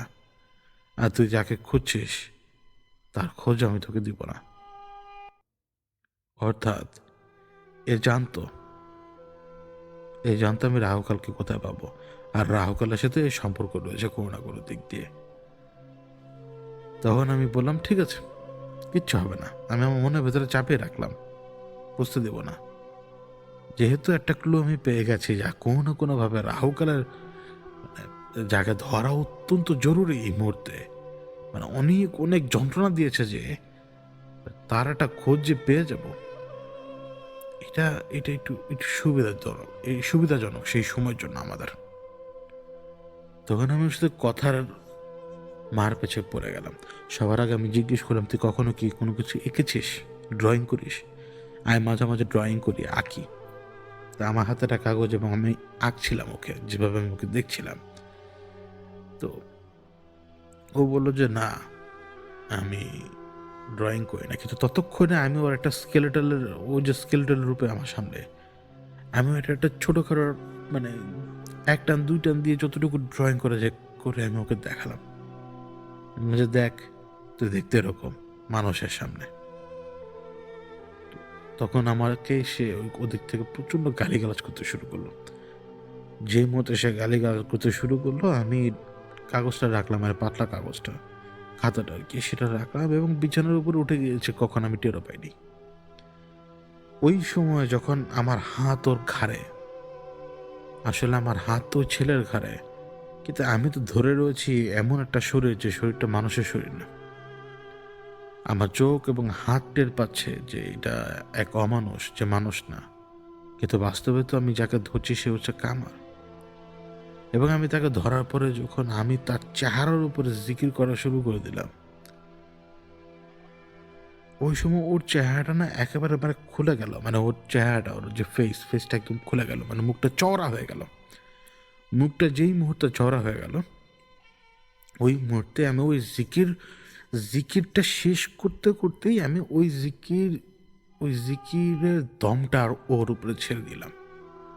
ওর এই মুখটা যেটা হা হয়ে গেছে, এটা তো স্কেলেটাল মুখ, ওটার উপরে যখন দমটা আমি ছেড়ে দিলাম, একটা মানে ঝটকা দিল আমার হাতের ভেতরে, ঝটকা দিল এবং আমি দেখতে পাচ্ছি মানে এই এন্টিটি সে এমনভাবে নড়তে শুরু করেছে যেভাবে তার নড়ার কথা না। মানে তার যেই হাত দুটা চারপাশে ছড়িয়ে গিয়েছিল না শেকড়ের মতো করে, ওই শেকড়ের মতো হাত, মানে ওই শেকড়গুলো গুটিয়ে তার হাতের কাছে চলে এসছে। এবং সেই পর্যায়ে আমি দেখলাম মানে ওই ওই রুমের কর্নারের দিকে চলে গেল, ছেলেটা পড়ে গেল এবং কর্নারের ছোট্ট একটা ফাঁকের ভেতরে সে মিলে গেল। তো ওই ওইখানে যেটা ছোট্ট ফাঁক, সেটা আমি তখন জানতাম না, পরে দেখেছিলাম, এই জন্য আমি এখন বলছি। আমি তখন অবাক হয়ে গেলাম। এবং ওই সময় হয় কি, এরকম সিচুয়েশনে আপনার হার্টবিট বাড়তে বাড়তে বাড়তে বাড়তে এমন জায়গায় চলে আসে যে এটা এখন মুখ দিয়ে বের হয়ে আসা বাকি। আপনি এত বিট আপনি তখনই টের পাবেন যখন আপনি একদম দম আটকে মানে অনেকক্ষণ দৌড় দিলেন। থামার পর দেখবেন যে মানে এত ধুকপুকানি কোনো মতে শান্ত করতে পারছেন না, মানে কেমন জানি মানে মানে হার্ট হয়তো দৌড়াচ্ছে পুরো শরীরে, এরকম লাগে। এবং ওই অবস্থায় যখন আর আমি পেলাম না, আমার কেন জানি মনে হলো ও এখান থেকে পালিয়েছে, আমি আর ওকে কখনো কোথাও পাবো না, এটা আমার মনে হচ্ছিল। মানে এছাড়া আসলে আর তো কোনো উপায় ছিল না তখন। কি জানি মনে করছিলাম আমি কি জানি মনে করছিলাম এই কারণে যে আমার ঘরের ভেতরে একটা দৃশ্য বারবার আসছিল, তা হচ্ছে আমি আমি এক জায়গায় মাটি খুঁড়ছি এবং সেইখানে মাটির খোঁড়ার পরে পাবো একটা পাখি, তারপর আরেকটু খোঁড়ার পর আরেকটা পাখি পাবো, এবং আরেকটু খোঁড়ার পরে আরেকটা পাখি পাবো আমি। মানে আমি বুঝতে পারছিলাম যে আমি হয়তো কয়েকবার খোঁড়ার পরে কয়েকটা পাখি পেতে পারি, কিন্তু জায়গাটা কোথায়? তো প্রথমে চিন্তা করলাম যে সে কিন্তু বলেছিল যে তাদের বাড়িতে পাখি আসে, ওই যে বাজিগর বা বাজি টাইপের যে পাখিগুলো, সেই পাখি। তো আমি জিজ্ঞেস করলাম যে আপনাদের এখানে আশপাশে কোথাও, মানে বেরিয়ে রুম থেকে বেরিয়ে বললাম যে ছেলে অজ্ঞান হয়ে গেছে, আপনাদের এখানে আশপাশে কোথাও মাটির সোর্স আছে কিনা, কারণ বিশাল বড় বড় অ্যাপার্টমেন্ট, এটা পুরো একটা সোসাইটির মতো। তখন তিনি আমাকে কি বললেন সেটা খুব ঠান্ডা মাথা শুনেন, তা হচ্ছে ওনার নিজেরই স্পেস রয়েছে, উনি ওই স্পেসে ওনার বড় বড় গাছ রয়েছে, বিশেষ করে কলা গাছ। তাই আমি বললাম যে আমাকে ওইখানে নিয়ে যান তো, এবং আমি ওইখানে গেলাম। এটা হচ্ছে যে বড় মানে একটা পানির ট্যাঙ্ককে যদি আপনি কেটে ফেলেন, অর্ধেক কেটে ফেলার পরে যতখানি জায়গা হবে, ওই অত বড় একটা জায়গায়, অত বড় একটা মানে ড্রাম জাতীয় ইয়ের ভিতরে তিনি কলা গাছ লাগিয়েছেন। এবং আমি জানেন ঘরের ভেতরে কিন্তু এই জায়গাটাই দেখেছিলাম, কিন্তু কলা গাছ না, কারণ আমি যখন কাছে যাই আমি কিন্তু খড় দেখতে পাই মাটির উপরে। আমি কিন্তু ঘরের ভেতরে দেখেছিলাম যে আমি আগে খড় সরাচ্ছি। আমি তখন ভদ্রমহিলাকে বললাম যে আপনার বাসা থেকে আমাকে কোনো কিছু এনে দেন তাড়াতাড়ি, ছুরি জাতীয় কোনো কিছু। তো তিনি এনে দিলেন এবং তিনি আমাকে তাকিয়ে দেখছেন, মানে তাকিয়ে দেখছেন আমি কি করি। এবং আমার যেটা বিশ্বাস, মানে আমার চোখ যেভাবে দেখছে, মানে আমার ঘোরটা তোমার মনে আছে, আমার ঘড়ি যেন আমি আবার এখানে দেখতে পাচ্ছি। মানে ওই ঘরে যেভাবে দেখেছিলাম যে কিছুটা খুললে পাখি, আরেকটু খুললে আরেকটা পাখি, আরেকটু খুললে আরেকটা পাখি, আসলেই ঠিক এইভাবেই যতবার আমি খুঁড়েছি ৫-৬ আঙ্গুল গভীরতা থেকে একটা পাখি বেরিয়েছে, আবার ৫-৬ আঙ্গুল গভীরতা থেকে আরেকটা পাখি বেরোলো। এইরকম যতক্ষণ পর্যন্ত আমার কোনোই না ঢুকেছে ততক্ষণ পর্যন্ত টোটাল ৪টা পাখি পেয়েছে। ৪টা পাখি কিন্তু মরে মানে মানে যা হয়েছে হয়ে গেছে, চামড়ার নিচে মানে নষ্ট অবস্থায়। পুরো পালক থেকে শুরু করে সবকিছু রয়েছে এবং মাথাটা প্রায় শুকনো ৪টা পাখিরই। অর্থাৎ এটা এমনভাবে রিপ্রেজেন্ট করে যে কবরের ভেতরে কবর, কবরের ভেতরে কবর, কবরের ভেতরে কবর। এবং ঠিক ওই সময় আমার মাথায় একটা কথা ঢুকলো, যে কথা আমি আপনাদেরকে কখনো বলিনি রাহুকালের ঘটনা বলার সময়। তা হচ্ছে, রাহুকালকে খুঁজতে গেলে কবরের ভেতরে কবর থাকে, সেই কবরের ভেতরে যে খুঁজতে হবে। সেটা আমি আপনাদেরকে কখনোই বলিনি। এই কথাগুলো ওই একই সময় আমার মাথার ভেতরে ক্লিক করতে শুরু করলো। দেখুন, এই দেহদানব তো এখানে নেই, কিন্তু আমার নিজস্ব যেই কি বলে এটাকে, নিজস্ব যে প্ল্যানিং বা যেটাই থাকুক না কেন, এখানে মূলত তো নিজের চাওয়া পাওয়া এখন জড়িয়ে গেল, তাই না? ওই চাওয়া পাওয়াকে বেশি আমি প্রাধান্য দিচ্ছিলাম। ওই ছেলের ব্যাপারটা আমি প্রাধান্য দিইনি তখন। দেইনি, আসলেই দেইনি। কারণ ওই দেহদানব ওইখান থেকে সরে গেছে, সেই দেহদানব আবার আসবে। এবং এই দেহদানবই কিন্তু পরবর্তীতে রাহুকালের ঠিকানা বের করে দিয়েছিল। আগামী পর্বে রাহুকাল, ওই পর্বতে দিগন্ত তারা এই রাহুকালকে এই দেহদানবের ইনফরমেশনের মাধ্যমে খুঁজে বের করেছিল। তাও কবরের ভেতরে দেওয়া কবর, সেই কবর খুঁড়ে তারপরে। আগামী পর্বে ইনশাল্লাহ। আল্লাহ হাফেজ।